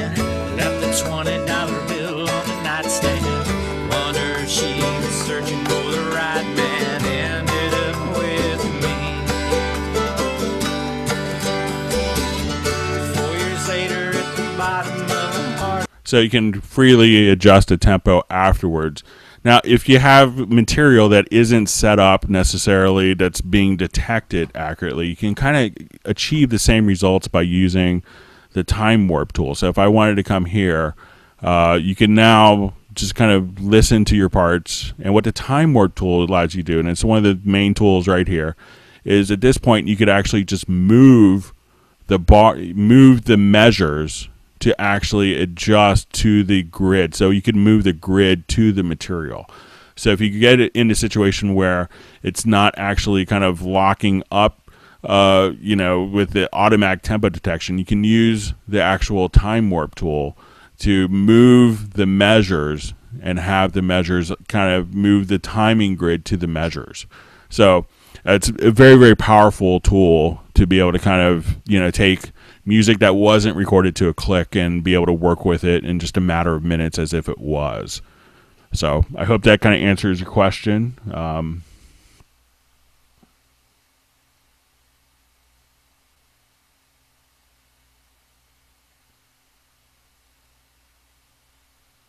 All right, so I see a couple questions from Jonathan on this topic. Let me just read through them, and I'll go through and answer them.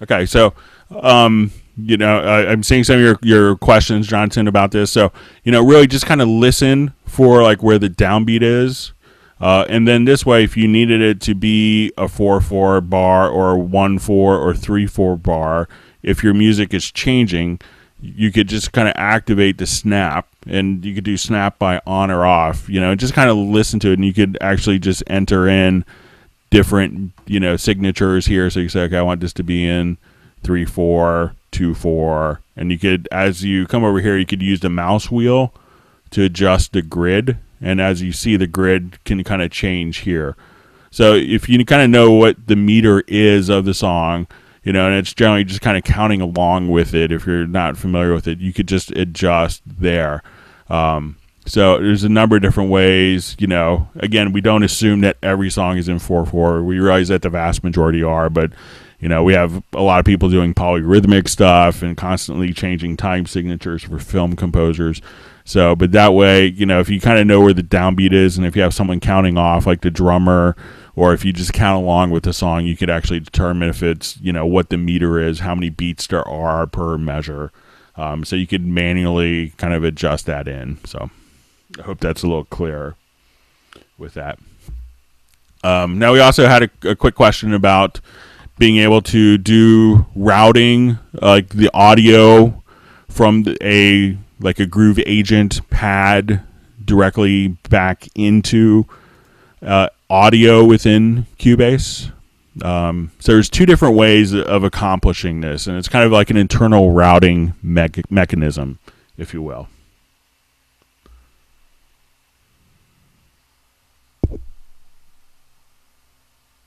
Sorry for hitting the microphone with my headphones.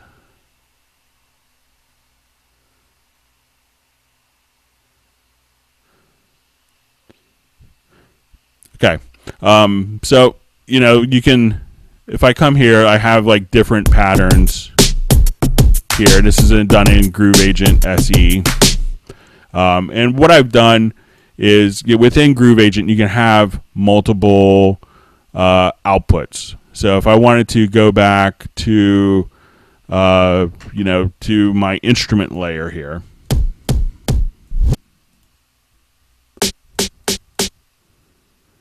at this point, you could just choose the different outputs. So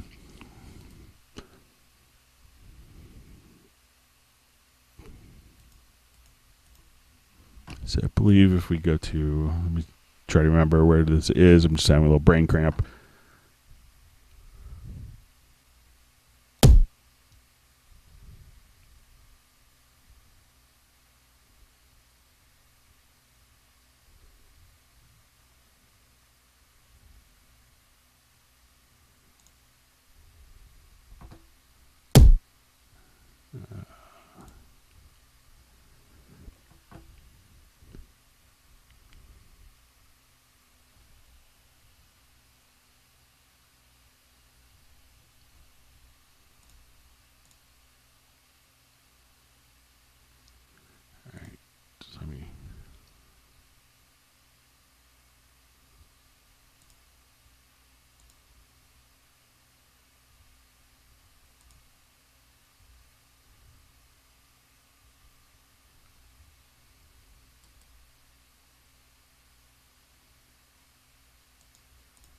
All right. Well, I'm just having a brain cramp right now. Sorry about that, about the output routing. So what I've done is I've set each pad here to output to its own individual output. So we have our 16 outs here. And what I've done is I've routed each of those outputs. You could do this in two different ways. One is if you go to your VST connections, you can make either output groups here, or you could make different groups. So I made 16 different groups. And then what I did was I routed the audio. So if we wanted to go to we'll take a look at our mix console here.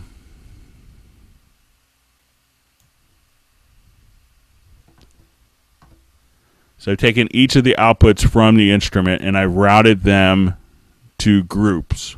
So we'll just kind of come here and we'll zoom in. So each of these outputs is a group 1, group 2, group 3, group 4, group 5. So you could do this through groups or through output connections. Now the outputs don't have to be physically connected anywhere. And then for each track, I set the input to come from group 1 for that track, and group 2 for the next track, group 3, etc. So now when I come here to Groove Agent, this is going to send the audio output of these different instruments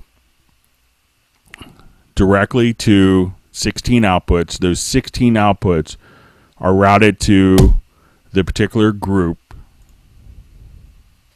and then those groups are set as inputs directly here. So now if I wanted to play this pattern, I could select all these tracks,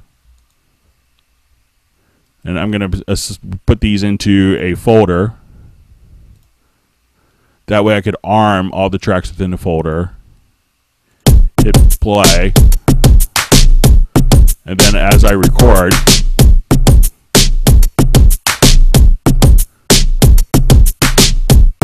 I can now just record, and it's going to record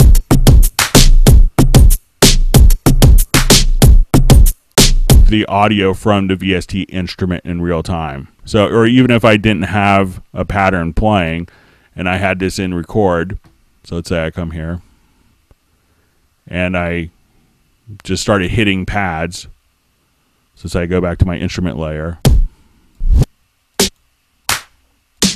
we could see that the audio waveform's appearing. So that way you could actually kind of record MIDI simultaneously with audio at the same time. So that gets to be here's the outputs here. Sorry for my brain cramp. So when you select the pad, just click right here, and then you could route it to your 16 stereo outputs. Sorry, I flaked on that a little earlier. So you can set it up going through kind of phantom groups or phantom outputs, route the audio outs from the mixer to the groups or to the outputs, and then on separate audio channels, use the groups or the outputs as inputs, and that way you could sample accurately record. So a lot of times I may record someone playing a virtual instrument, and I may actually record the MIDI data and have the audio data record simultaneously and just link those two channels. So that way if someone plays like an amazing part and they take their keyboard home or whatever, they, change the sound, you can always have the MIDI information captured with the audio at the same time. So hope that makes sense. And there's a kind of a tutorial video on the Club Cubase YouTube channel called, I think it's called Render VSTI, that will go through all of the internal routing for internal recording. So.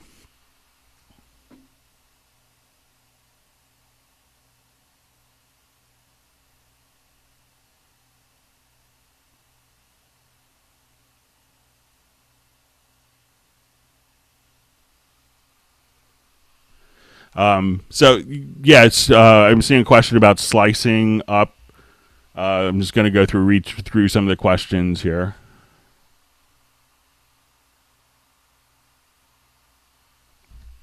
Okay, so let's say we have something that was sliced.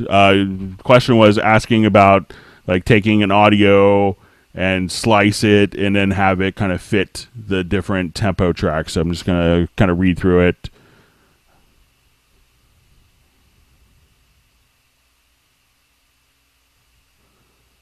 So we'll show you how to kind of work with the loop as well. So let me just open up in our project here to show this.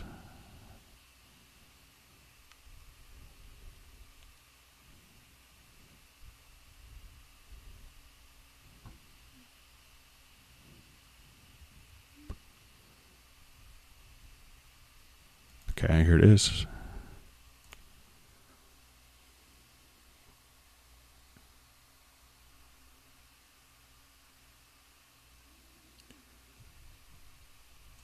So let's say I'll just do this with Groove Agent SE4 here. So let's say I have a drum loop.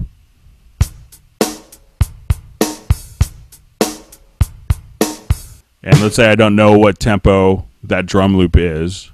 As soon as I come here and drag it onto a pad and then choose slice, we can now create those slices. And then drag that audio here. And let's say if I want to duplicate this, and I'm just, here's a cool, quick way to duplicate it. If you hold down the Alt or Option key and go to the bottom right-hand corner of a part, you'll see it turn into a pencil. And at that point, we can now just have this and just drag to the right, and you can make copies. So at this point, I'm just going to play this part. So now that it's just MIDI information, I can change the tempo.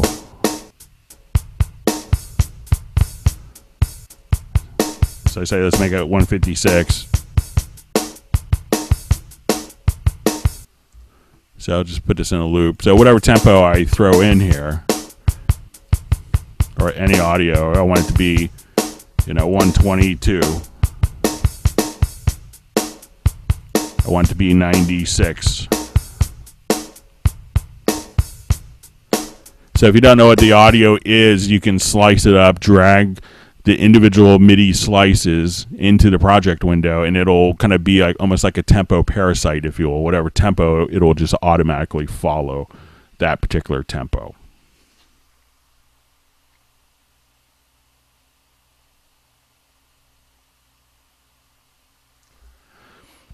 All right, so let's go through some of the other questions. Okay, so we had a question about direct monitoring with effects. I believe this is from Greg in Portland. So one of the things that there's kind of two different modes of being able to monitor through your audio interface. So if you come here to your device setup and select the VST audio system, often when you select the ASIO driver here, you could enable direct monitoring. And this was very helpful with kind of when older computers couldn't really handle a lot of really fast processing for for working with low latencies. So what this basically does when you enable direct monitoring is it'll send this input signal from your audio interface and send it directly to the audio interface's output so that you can track and not have any additional latency. So basically it's a very, very small latency so that you can hear, but it's basically bypassing the software or the Qbase mixer. So if you had effects in the Qbase mixer, it wouldn't be processed through that because the audio signal is basically going directly from the input being routed directly to the output. So this gets a very low latency for people like, perhaps drummers or vocalists whose latency latency can really affect their performance. Now, when you add different effects like compressors or reverbs to monitor through, a lot of times those plugins themselves take a lot of latency. So if you have the effects and you wanted to listen to the effects for the singer or place them on the input channel, what happens is that you'd hear that little bit of a delay. And that gets to be kind of an issue, and that could often throw off the performance. So to get around this, certain companies, and especially the Steinberg hardware, like the UR44, the UR824, UR28M, or the MR816X or CSX, all have built-in DSP power. So instead of using the onboard power of the computer, the audio interfaces themselves have built-in effects that you can monitor with, imperceptible latency. So, probably it's like half, or third or quarter of a millisecond, whatever. But it's really, imperceptible latency. Now, to set this up, you'd activate the direct monitoring. And if I wanted to go to, let's say we'll add an audio track here. All right, so let's say we're going to do a mono track. I can now, we'll set our inputs. I want to actually activate. I have a UR44, what I'm using for the Google Hangout here tonight. And I want to go to my VST connections, and I'm going to make sure that I have an input defined. Okay, so we have our stereo in, and I want to set this to this, and let's say I'll just add a bus, and we'll make it a mono bus right here. We'll say, okay, input 3. Now, once I've done that, I could go to my mix console, and we want to make sure that we have, first off, in the racks, we want to make sure that we have hardware visible. Then we have our input channels visible as well. So you could actually kind of click here and make sure that you have like the input channels visible as well. Some templates, some people will kind of actually filter that view out. Then once you're in your hardware section, we can now activate kind of the built-in reverb here, so the RevX reverb. And as we do this, it'll actually monitor that effect, and that processing is being handled in the hardware itself. And we could also activate not only like different guitar amps, so there's 3 different guitar amp models, but you could also have, looks like, 4 different guitar amp models. And you could also have what's called a channel strip. So here at this point, you could actually have compression and EQ applied directly to your signal. Now, what's interesting about this, the channel strip or the guitar processing, what these enable you to do is, one is you could choose to just monitor with these particular effects. But if you move, and we kind of see this little signal flow line here, if we move this down and we see kind of the signal flow go through here, this actually will allow you to print either the guitar effects or the channel strip directly within the signal flow. So you could actually say, okay, I want to record with just a software compressor, and again with imperceptible latency, so you could have the effects.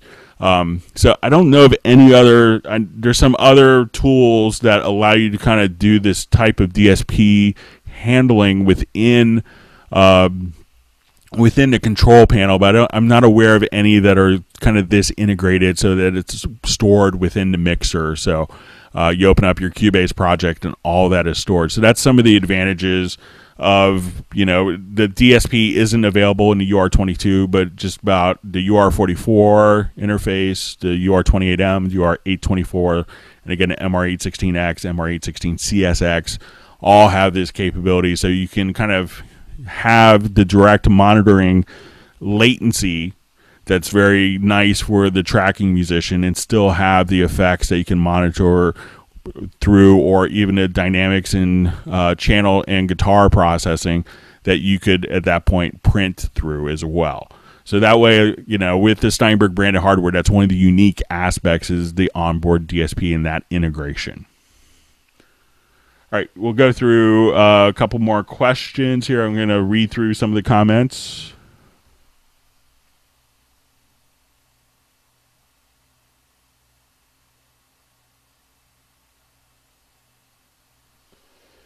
All right, so we had a quick question about in Groove Agent 4 if, instead of using Media Bay for doing, like, going through different samples, if you could do that through Groove Agent. Yeah, you could do that.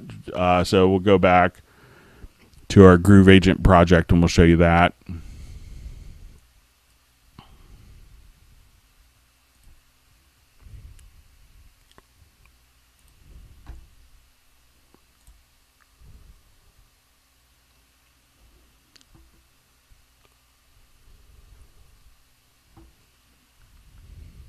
get this project loaded up again real quick.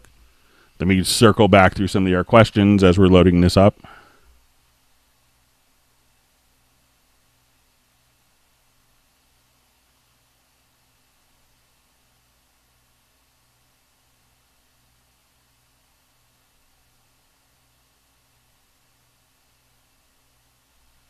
And Jonathan had another question if you could kind of slice up vocals and other parts. Yeah, you could do that just as well, just as easily, same exact concept.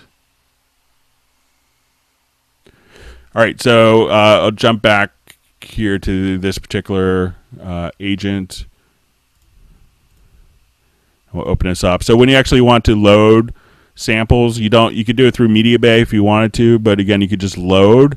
And you have kind of like your media bay here, or you could just have a file browser. So if you want to just audition your different samples right here, you could do that. So you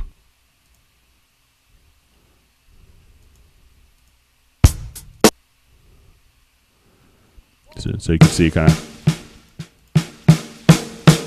So you could use it to very quickly audition samples and audio files from anywhere, and you could store different preset configurations. So if you say, okay, I really like this field, you could just store it as a preset configuration to always go back to kind of like your favorite loops folder. So, all right, let me circle back through some of your questions.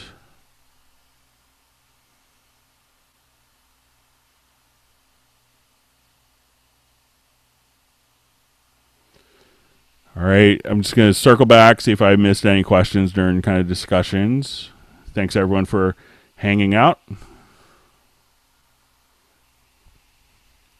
Jonathan, don't worry about question spamming. That's why we do these Club Cubase Google Hangouts, to get all your questions answered. Let me just go back, make sure I didn't leave anything out. So if you have other questions, or if I've forgotten your question, sometimes some of the comments don't show up for me until like after I leave, and I feel like an idiot for missing the question. So if you have another quick question that I've missed, just kind of feel free to kind of enter it again in the comments field.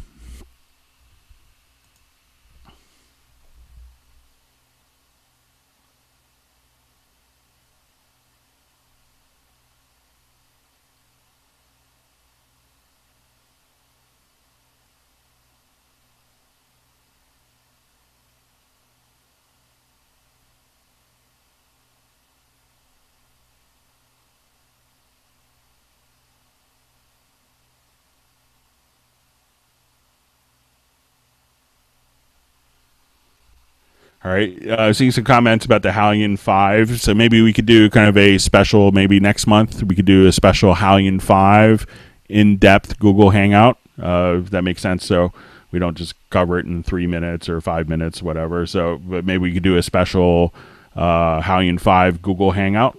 Does that sound good to everyone? So it's a beast of a program. For those of you that have it, it's amazing capability. So I'll go through some more of the questions, make sure I didn't miss any.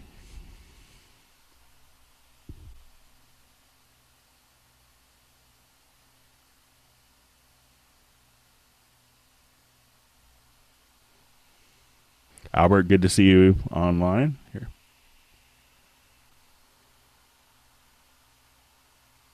Okay, so we're seeing, yeah, so we'll do a dedicated Hallion 5 Google Hangout.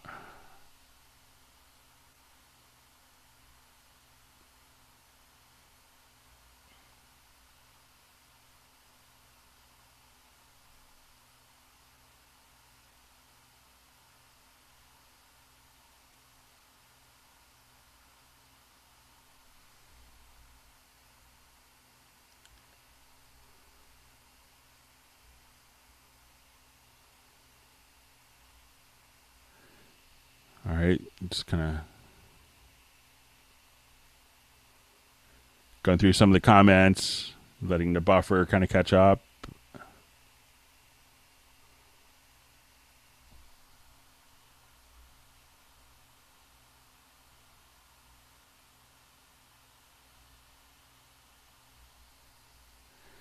Yeah, so Jonathan, your question about, you know, knowing if there is no count in, knowing where the 4/4 starts. Yeah, it just will start on. It's generally not called beat 0, but beat 1, kind of the downbeat.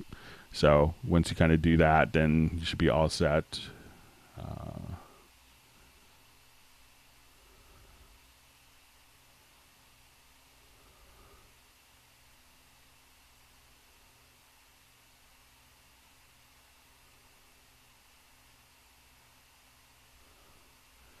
All right, seeing some more questions kind of coming in.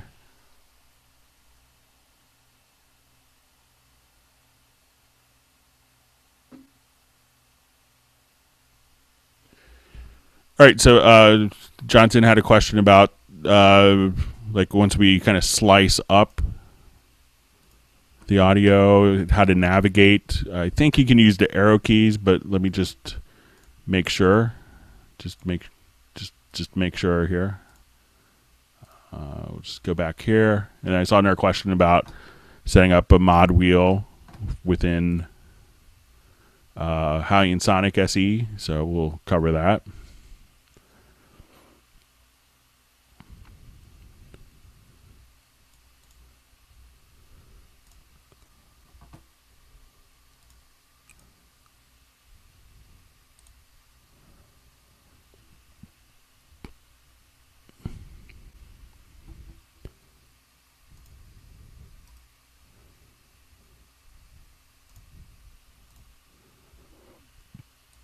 Okay, so we'll drag this loop here, slice.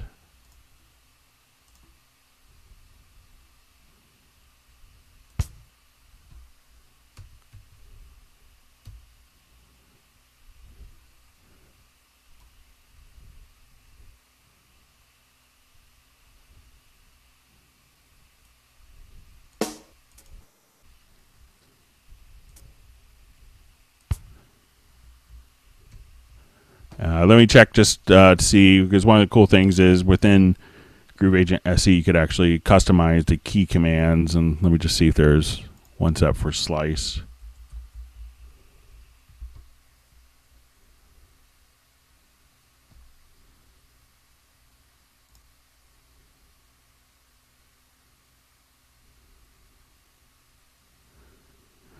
It doesn't look like you could navigate from within the slices, but each slice can be here, and then you can just kind of navigate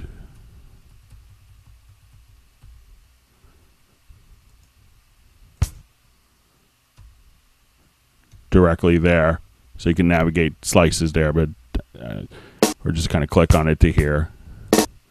Or once you have this pattern, you could just go directly here to the pattern.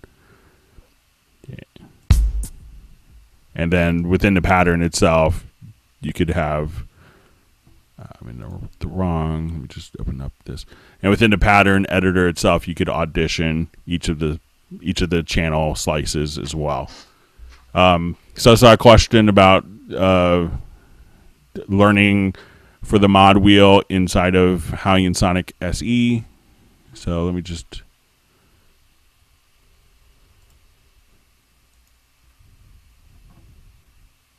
within Halion Sonic, sorry.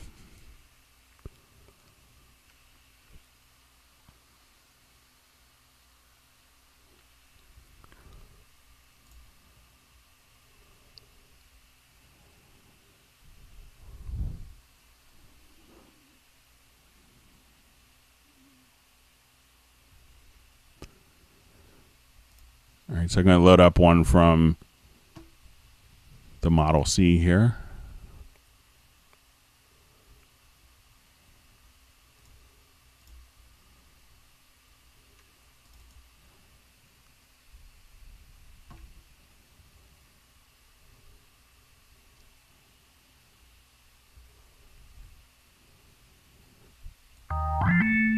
All right, so then let's say I go to the editor.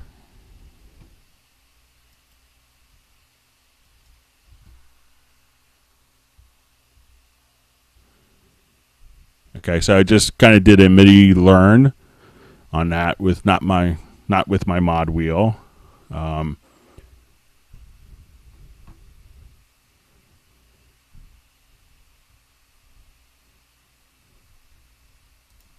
And let me just load up a completely different instrument set. So let me see if I need to.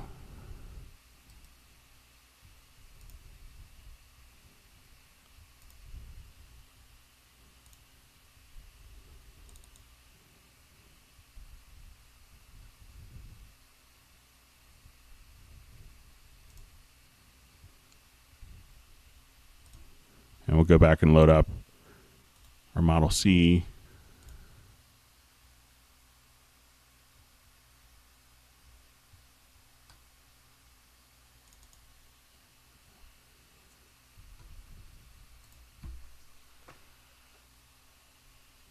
Let me just make sure this is the, I'm not sure if I did the, I'll just do all even and I'll reassign this here. I forgot which name I did earlier. So, all right, so we just did a learn on all even, and I'll load up a different patch here and see if that same, yeah, so that same MIDI controller is working. I'll load up a different instrument here.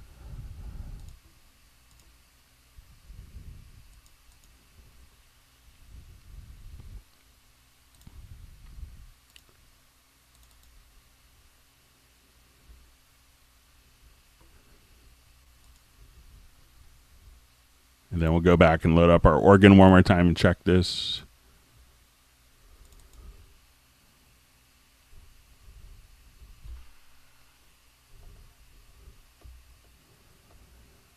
Yeah, we may have to save just that setup here.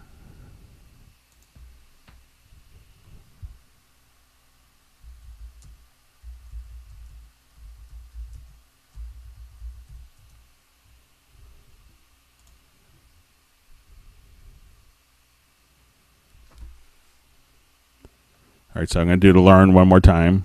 Sorry about that. We'll see if this.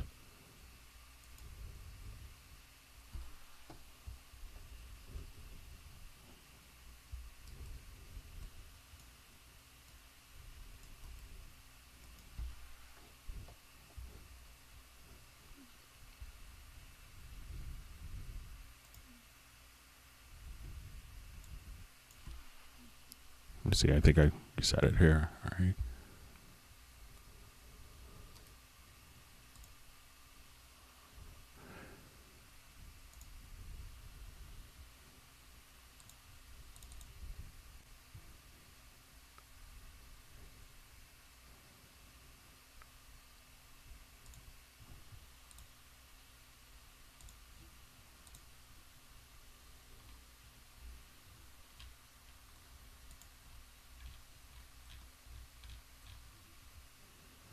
All right, I'll just load this up and see if this.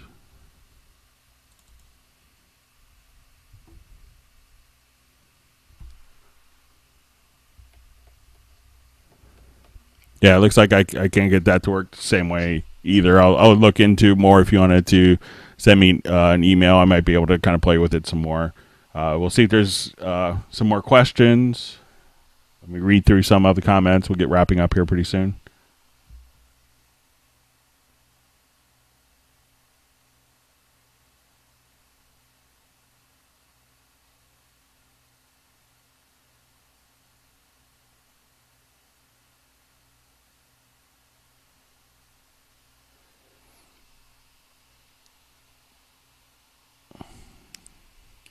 All right, I see your question, Jonathan. I don't know a way to do that right now, but I could play with it and see if I could figure out a fast way of doing it. I know that you can just kind of copy pads and just kind of drag and drop, any audio. But I think if you kind of play around with it, you might be able to kind of get it figured out, but I could do it as well if you want to email me afterwards via the channel. All right, we'll see. Any more quick questions?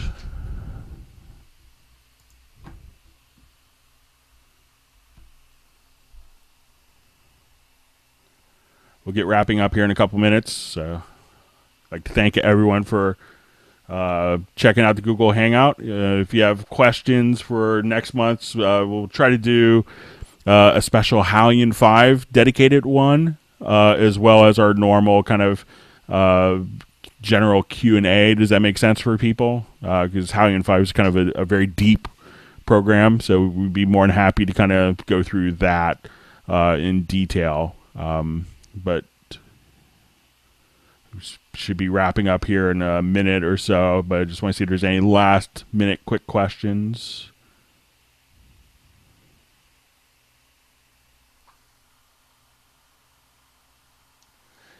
You could email me if you want at gondo, kind of like condo, but starting with the letter G at yamaha.com. So if you want to email me about that, Harold, I'd be happy to kind of look into it a little bit more for you.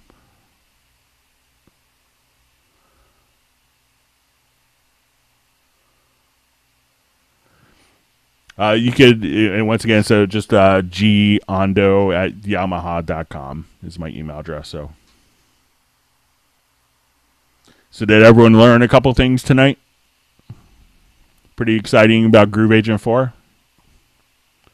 Did you guys like it?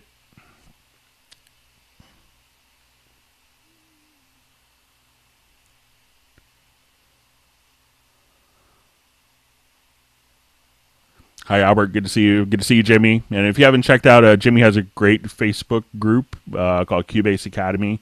So I know a couple of you guys are on that, but that's definitely a great resource to check out as well. So it's really nice of Jimmy to get that going.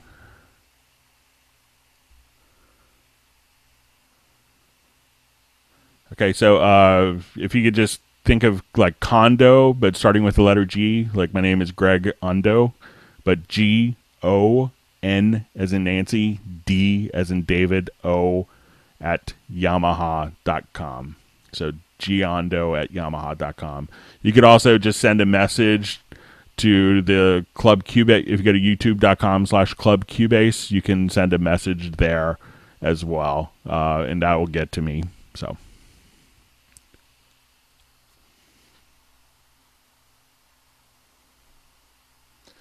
Any of our last minute questions?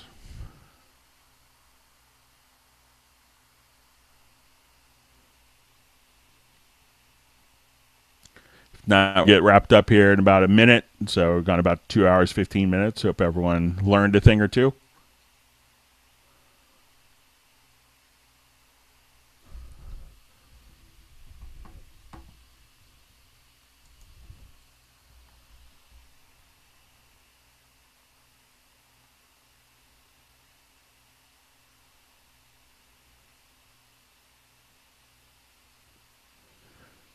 All right, for those watching, we're just going to get wrapped up. We'll see.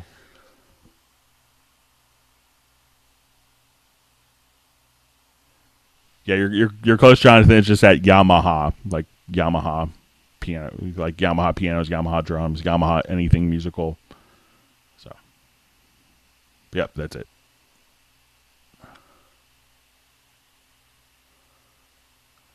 Yep, now you got the spelling right, Jonathan. All right, we'll wait about another 30 seconds. We'll get everything wrapped up unless there's any like just burning questions for people.